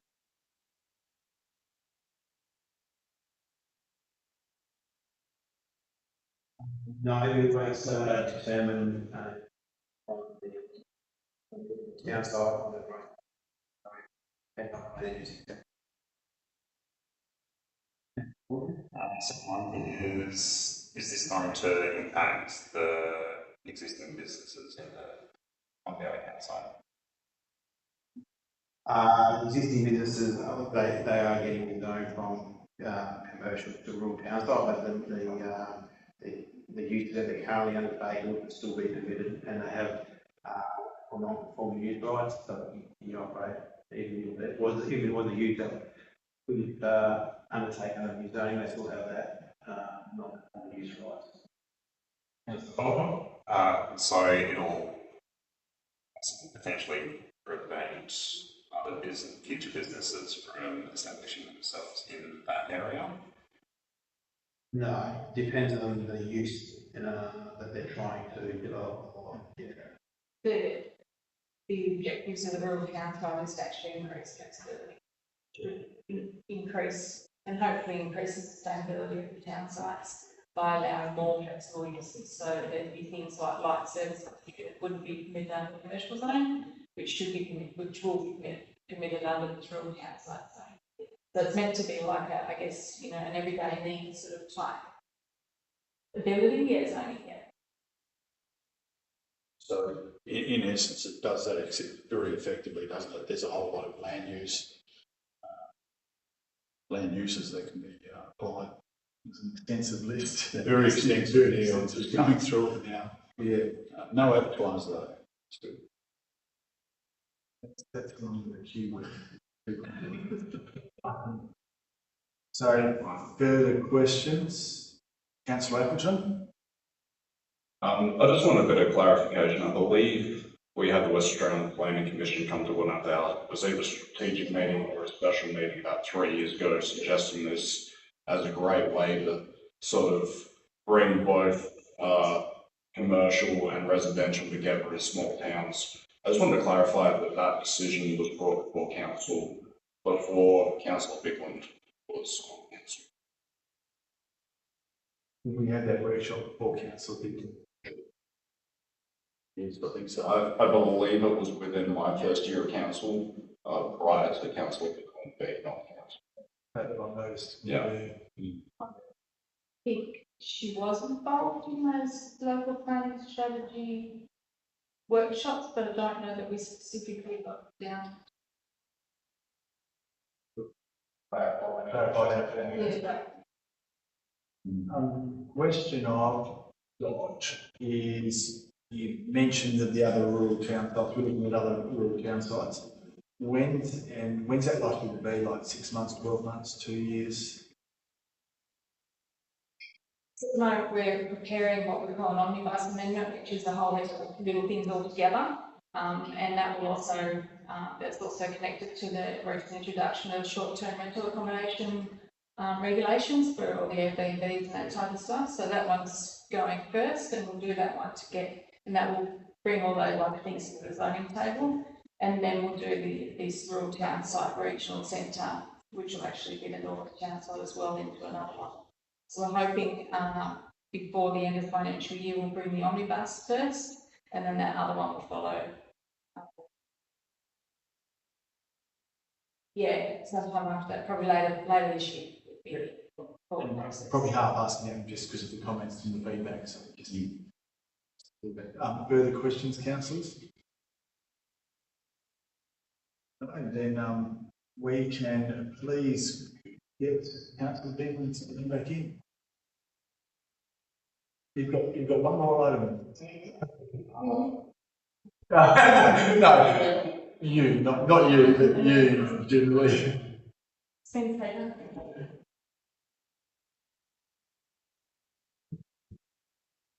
Thanks, Jackie.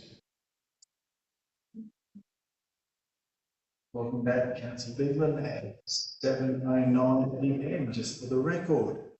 Now we're going to page 215.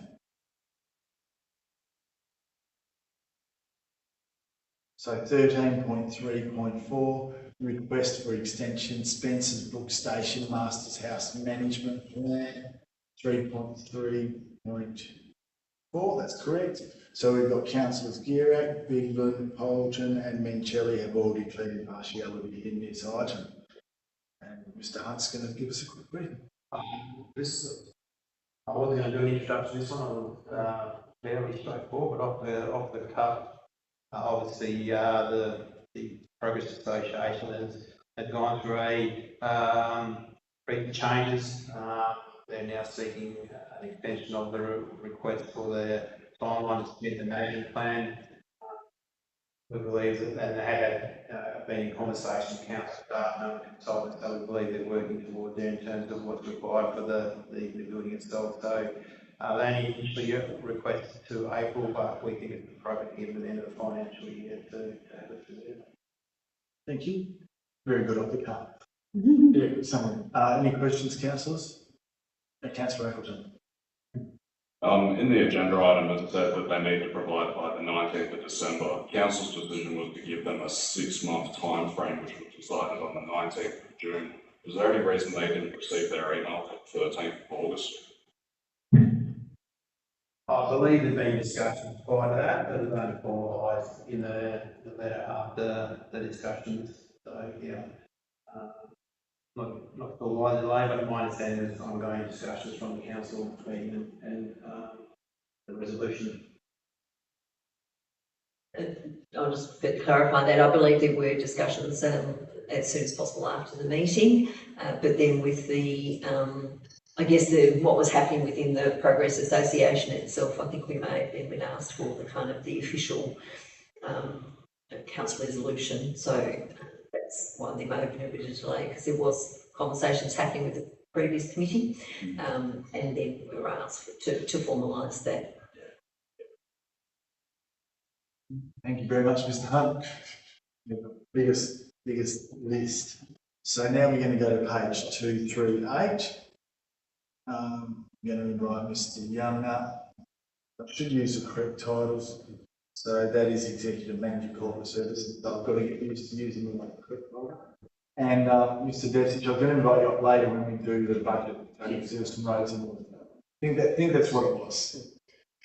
So I'll let you off just in a moment. So we've got 13.4.1 accounts and statements of accounts, January 2025. Did you want to address that, Mr Young? I believe that Street 13.4.1 and 2 are better off just opening up to questions. There's not really much I can address on either of them, so we'll just do them questions and I'll give a bit of an overview on 13.4.3 and 3.4. Yes, I'll see if there's any questions. Normally they will get emailed in and I read them out. So 13.4.1. I've got to get my printed one. I've got to give you one, Mr Young. I take it on page 241. I just want to confirm there was 3 pay periods in the month of January. You look at page 241 for wages. I just want to confirm that.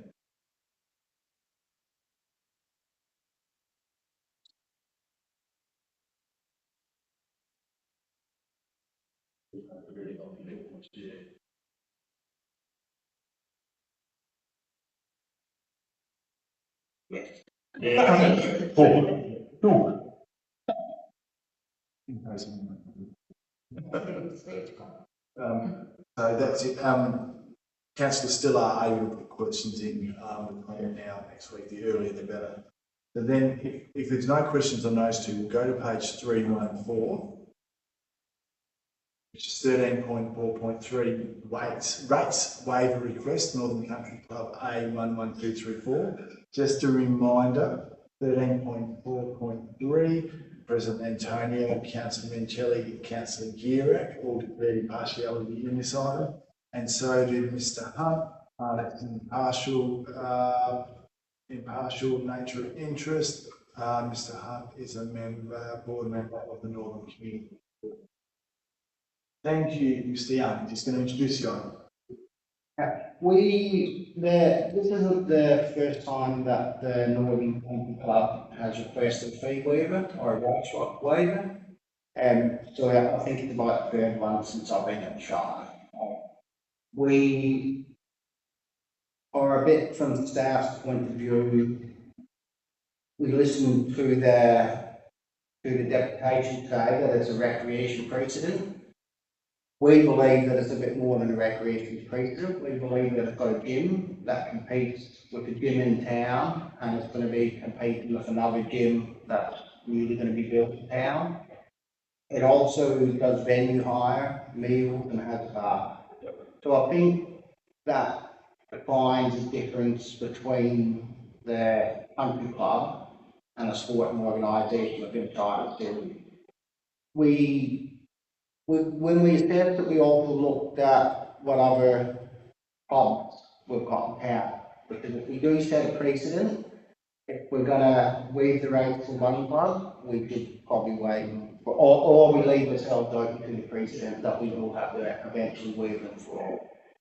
We have a bowling club, we have several workers' clubs. We have the Northern Workers' Club, the Wandowie Workers' Club, we have Go-Kart Club, the Northern Race Course, and they're all paying rates that I know off the top of my head at the moment for this.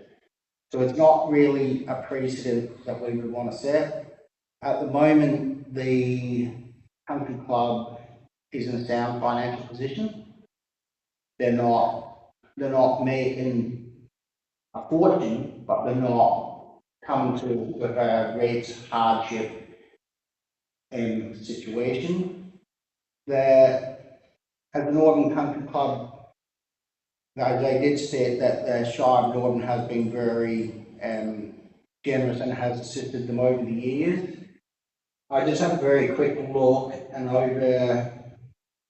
going back as far as January 2024, the Shire have given them $18,000 worth of grants. So the grants that we've actually given the country club is greater than the rates paid over that period. Doesn't mean that if they didn't pay rates that we wouldn't give them grants. It's just a date up in their last date. So after that, I'll just open it up for questions. There's not really a lot else I can say about it. And can I say to councillors, remember that there's confidential attachments there, so please don't refer to the financials. No, that's right. Now, I think I saw Councillor Ryan first. Thank you, Mr. President. One of the comments made in the deputation was that the club is zoned parks and recreation.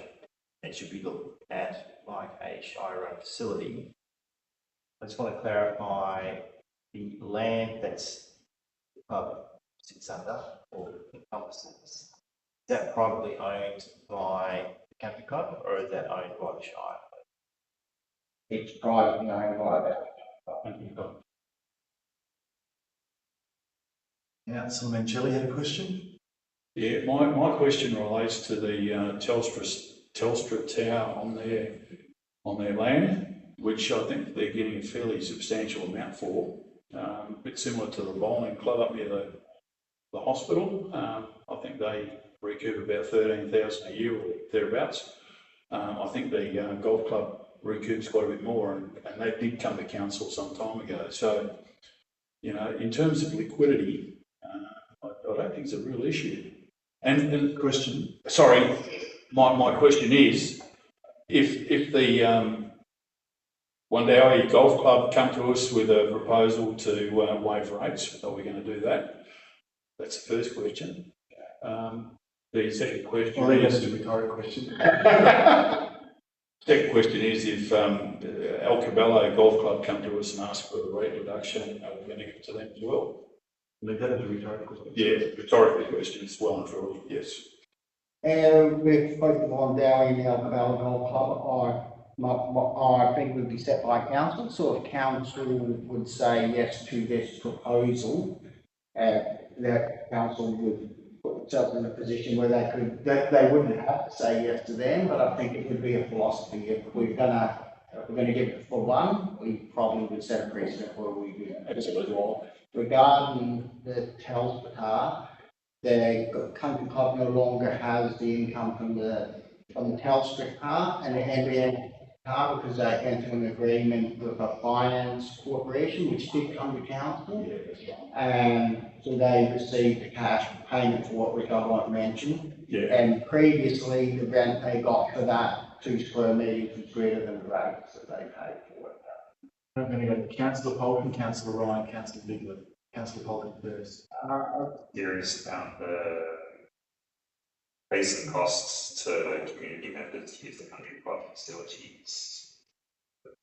How they compare to things like the pool and water park.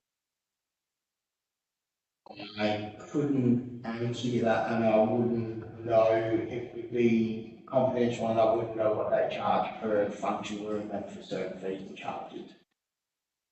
Councillor Ryan?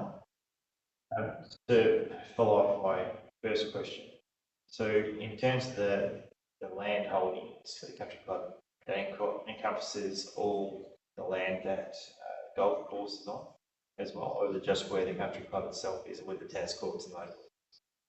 It's the total land that includes golf. Councillor Bigler? Within the confidential report, has the land value been included in as an asset?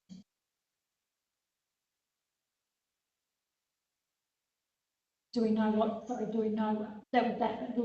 land value is if they own all that land? Is it worth $1 million, $2 million, $500,000? We don't know the value of the land. Privately owned by them. It's privately owned by them. Their financials potentially don't include the value of their land. Not to my knowledge. Just to follow on from that, so as for any other private land, we would get the lead indicators from the Valuer General's office. Just want to confirm that. Correct. It's their value using GRV, and we apply direct dollar CMAS residential properties. Further questions, councillors? No. Oh, Councillor Polton. Is the Northern Shire offered to take over ownership of the country club? Privately owned. Not my knowledge. So I did have a question myself, just a general one. The request for the rates fee waiver was $8,000, if I recall correctly, 8,000 plus change. Would it be better, because in the statement that was made tonight, the deputation was made, it was made about making it future-proof facilities such as lights for the tennis courts or artificial turf. Almost might be a rhetoric question, would it be better if the Shire looked at like 1/3, 1/3, 1/3 for putting towards the artificial turf or the lights, and that actually gives more dollar value to the club than the rates right off? And so, yeah, it's not without setting precedent. Thinking out loud, aren't I? Yeah. So as part of the deputation document, they actually did confirm that they've confirmed with the Department of Local Government, Sport and Cultural Industries that they are eligible for CSRW funding. They are. So that's certainly a possibility. Yes. Would that provide the club more benefit? That's what I'm saying, than a rate waiver. It's like agreement. It depending on the value of what it was, yes, it could very well give them more of a benefit. The club did come to council 12 months ago seeking a self-support loan to put artificial turf on the tennis courts, and council said no. I think that was like 12 months ago. Councillor Bigler? Could we have the costs for, so if we were to give them rate write-off. And that would potentially start that precedent of the rest of the golf clubs, tennis clubs, whoever in the same situation. Can you give us a costing of what that would look like to the Shire by writing those rates off in one return, please? Yes, I'll put that on notice and I'll put that to you as well. Councillor Ryan? Mr. President, just another question. In the deputation, President of the country club, he refers to that other sporting clubs don't pay rates but pay yearly fees. Could be too much trouble to have a comparison in terms of their rates that they pay versus what the other clubs pay in terms of yearly fees, just as a price comparison. It's sort of like looking at lemons and oranges, because the fees that we get from, say, the football clubs are paying a fee to play on the Shire Oval, and the Shire's maintaining the Oval and watering the Oval and putting the lights on. So it would be very difficult to do a comparison based on that, because say they're not the hockey, the cricket club's got the Oval, that they lease the pavilion office at their hub, or they have a licence agreement for it. They play cricket on the Oval, we maintain the Oval, and at the moment we've got a substantial amount of money in the budget to put lights on the Oval. So yeah, it is a substantial, it would be very difficult to just look at the fees and say this fee to that rate. It wouldn't really tell anything. But like I did say at the start, the difference really is, it isn't just sport. It isn't just a sport facility. It has a pub, it has a venue, and it has a gym that competes with the gym in town, and will be competing with gyms in town. I think that there's the overall cost of why. Otherwise, it would be something that council probably, if it was just sport and organisation, the council would probably consider it more. As Councillor Mancelli did point out, there's a golf course in Warrandowie, there's a golf course in Alcaballo, and Bakers, they're all fall under the umbrella. But we couldn't, I don't believe, do a assessment against fee-paying clubs against the country club that would be meaningful anyway. Commercial. So, further questions, councillors? Might have an interesting discussion. And you don't escape yet, Mr. Young. We've got one more item, 13.4.4, budget review 2024-25. And we were going to invite Mr. Devcich up, who is the Exec Manager Engineering Services, because we've got a lot of the items in there are about road service program. So, and we are on page 331. So, is anyone either of you going to give a briefing on this? I'll give a little bit of an overarching brief without going into individual line items, and council can ask questions about any of the individual line items as they go. Overall, the financial position or the net position has reduced from $123,000, the net current position, to negative 200 and something.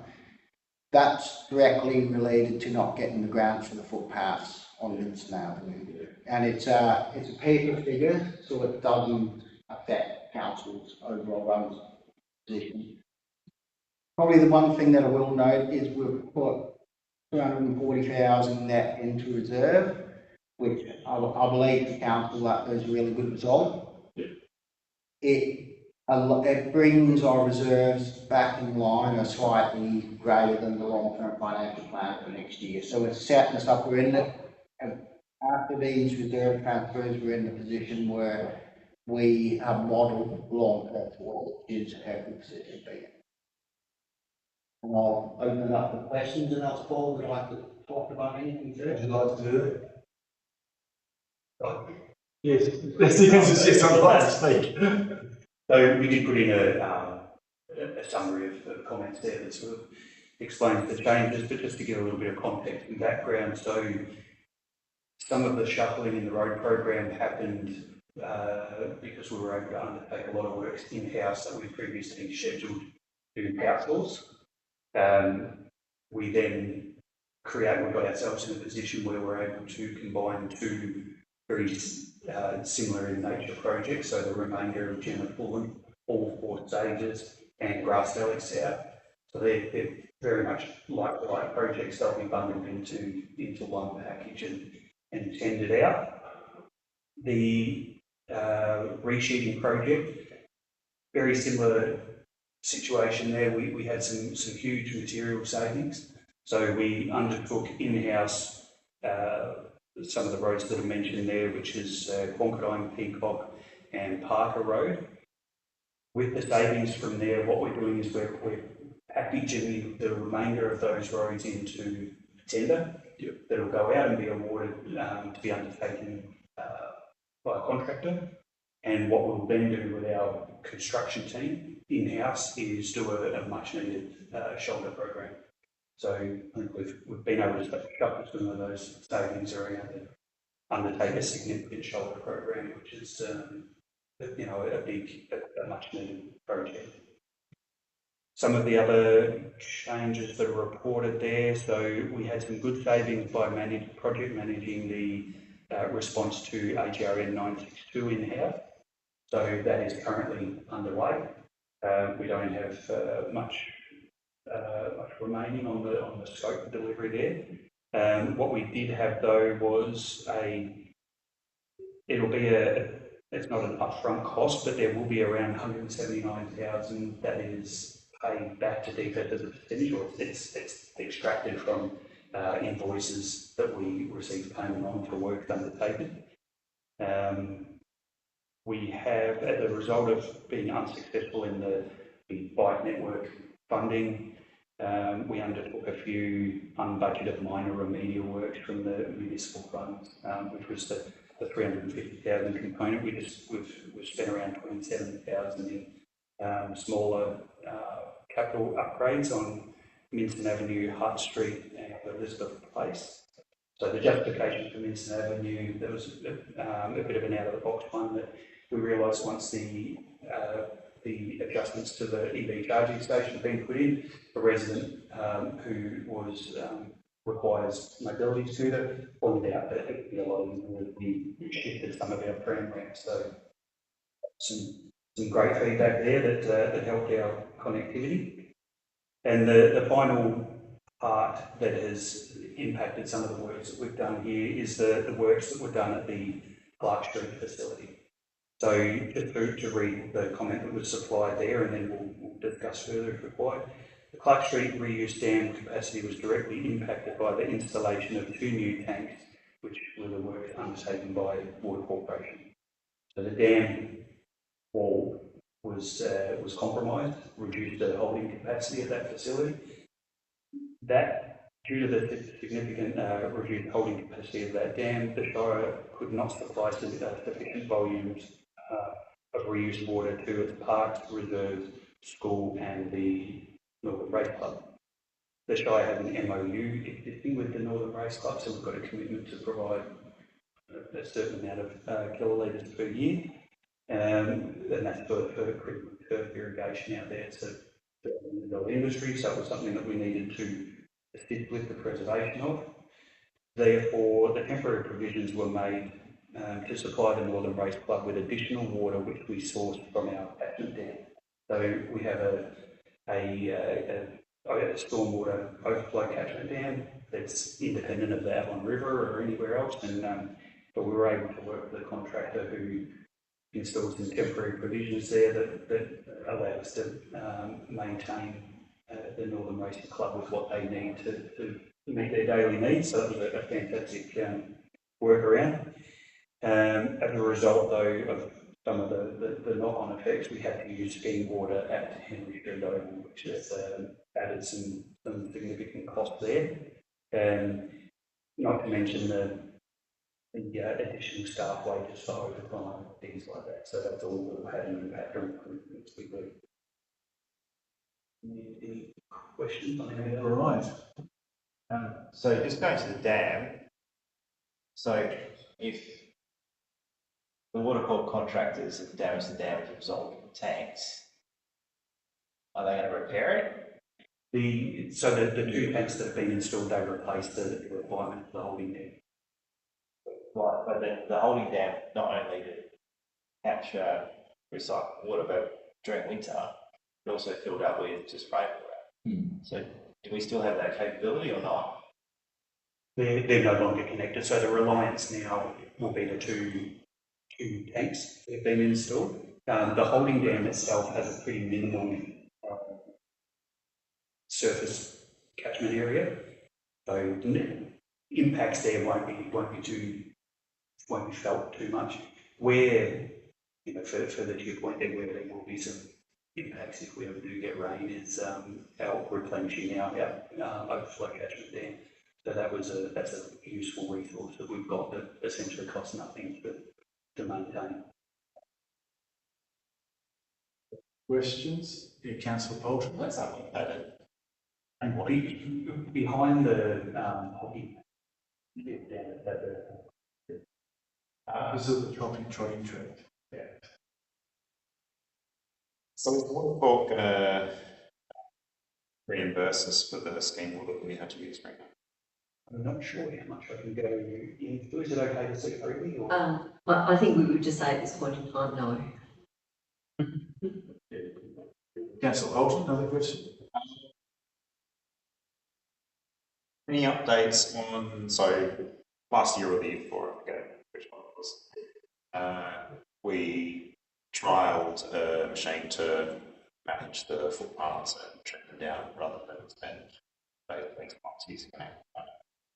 Any updates on whether has anything changed since you said it was worth just renting one as opposed to buying one of our own and then on areas?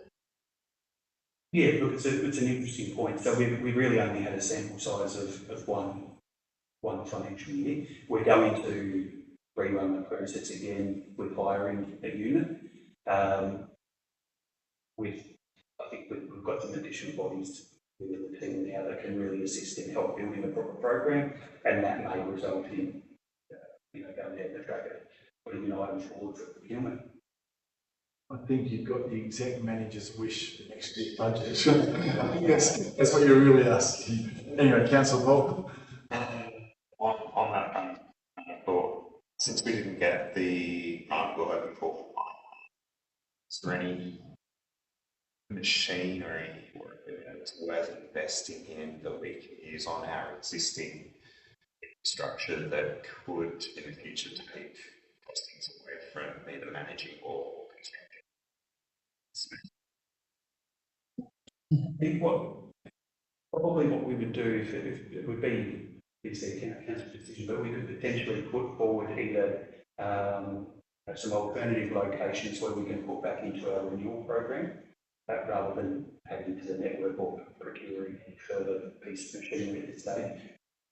That would be a council decision, given that the decision to split 350,000 municipal funds and see the 350 grant was adopted by council. So we would probably see some further direction there on what council's intent is. Quickly on that, Councillor Bolton, is there future grant opportunities for the bike network likely to come up? It's an annual recurring one, so yeah, we'll definitely look at bolstering our application for the next round. Further questions, councillors? I've got to commend the report, so didn't have questions because between you it was very good. So no further questions, councillors? No, so then we're going to go to page 350. Thank you, executive managers. So item 14 is matters behind closed doors. Can I just get someone to move that? Councillor Ryan moved, Councillor Bolton seconded. It's procedural. That's the vote. All those in favour? 7-0, that's carried. So we'll just pause the recording.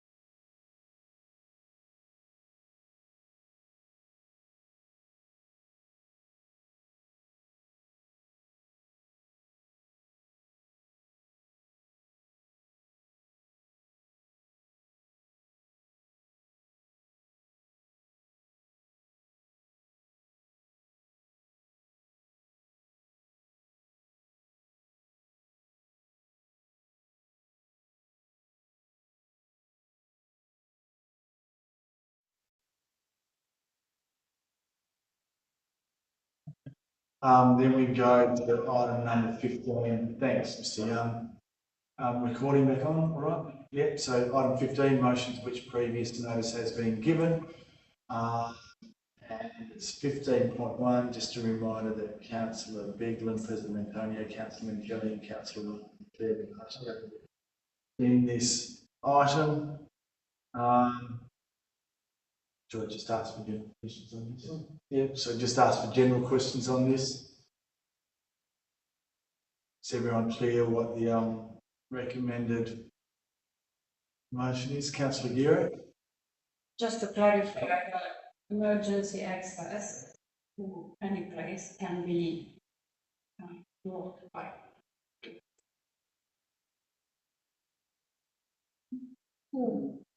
Okay, can an emergency access way be blocked by gates, by locked gates? In the report, we said it's not, that's not recommended, no.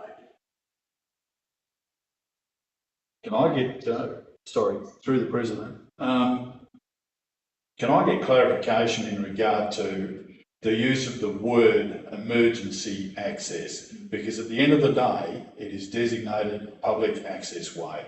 So where does the emergency access come in? Emergency access to whom?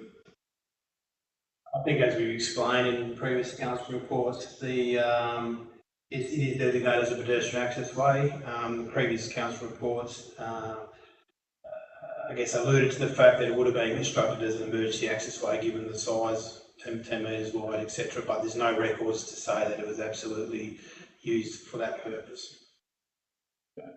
Councillor Beglin? So, does the Shire consider it a poor access way or an emergency access way? Because they both have different meanings within their own legislative requirements. We consider it as an emergency access way. That was the, I guess, the interpretation from the previous council resolution in 2017, I think. So the previous council resolution number 2 says upgrade the port to ensure that the access way is trafficable by a two-wheel drive vehicle for emergency situations. So there is reference to the fact that there is some acknowledgement that it would be used by emergency vehicles for access. Further questions, Councillor Beglin? So we're hedging our bets and saying it is a port, we're using it as, we're calling it a port as well as emergency services.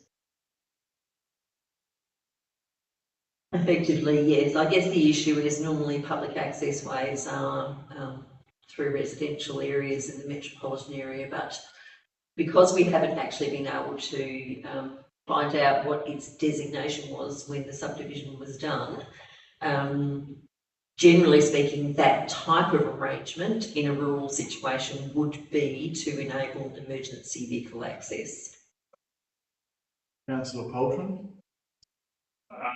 Do we have any copies of the community comments that support this back to council? No, it was councillor request. Councillor request. On page 352, it's got the 4 signatures like to notice hereby given by the following councillors. Do these 4 councillors need to sign this before next week's meeting? Yeah, just so we're in a situation where it's clear that everyone's doing it, so we're not going to have a debate when not everyone's going to sign it. It's probably a petty in case. But you've answered that, so it's preferable. Councillor Beglin? So just to confirm again, when it came originally before we asked for the motion to be changed, it was all then to be corrected, it was all documented as a poor access way. Is that correct? In 2017? No, this last one a couple of months ago. Yes. And now, when it's been asked for the motion to be changed and we've brought back the 2017 decision, C.CP2, which has got port and emergency access, are we not? I mean, we've all put, well, I have except that I'm happy with the original, which was to do with the poor access way, based on the fact that it was brought to council as a poor access way. Now we're saying back in 2017, it was poor as well as potentially an emergency access service personnel. So we've got two different. No, I don't think it's staff's comments haven't changed since the previous meeting in December, from memory. It wasn't, I don't believe it was put forward towards us as an emergency, because I tabled a document about 2017 it was, but I stand to be corrected if someone can send me a copy of it. Probably have to clarify that before next week, instead of asking about it now. Further questions, councillors? No? Councillor Bolton? In previous discussions, there was reference to the original plan having a gated agent. Yes. Yeah. Is there any questions? Yes. Only one gate materialised, sorry to say. Have we got the actual records of whether that money? Let's not go there. Further questions, councillors? If not, we'll deal with that next week. Then we're on page 359. So item 16 is urgent business approved by decision, that is nil. Item 17 is declaration of closure, which is made at 8:02 p.m. Thank you all for your input. Thank you, officers, for the new format and briefing.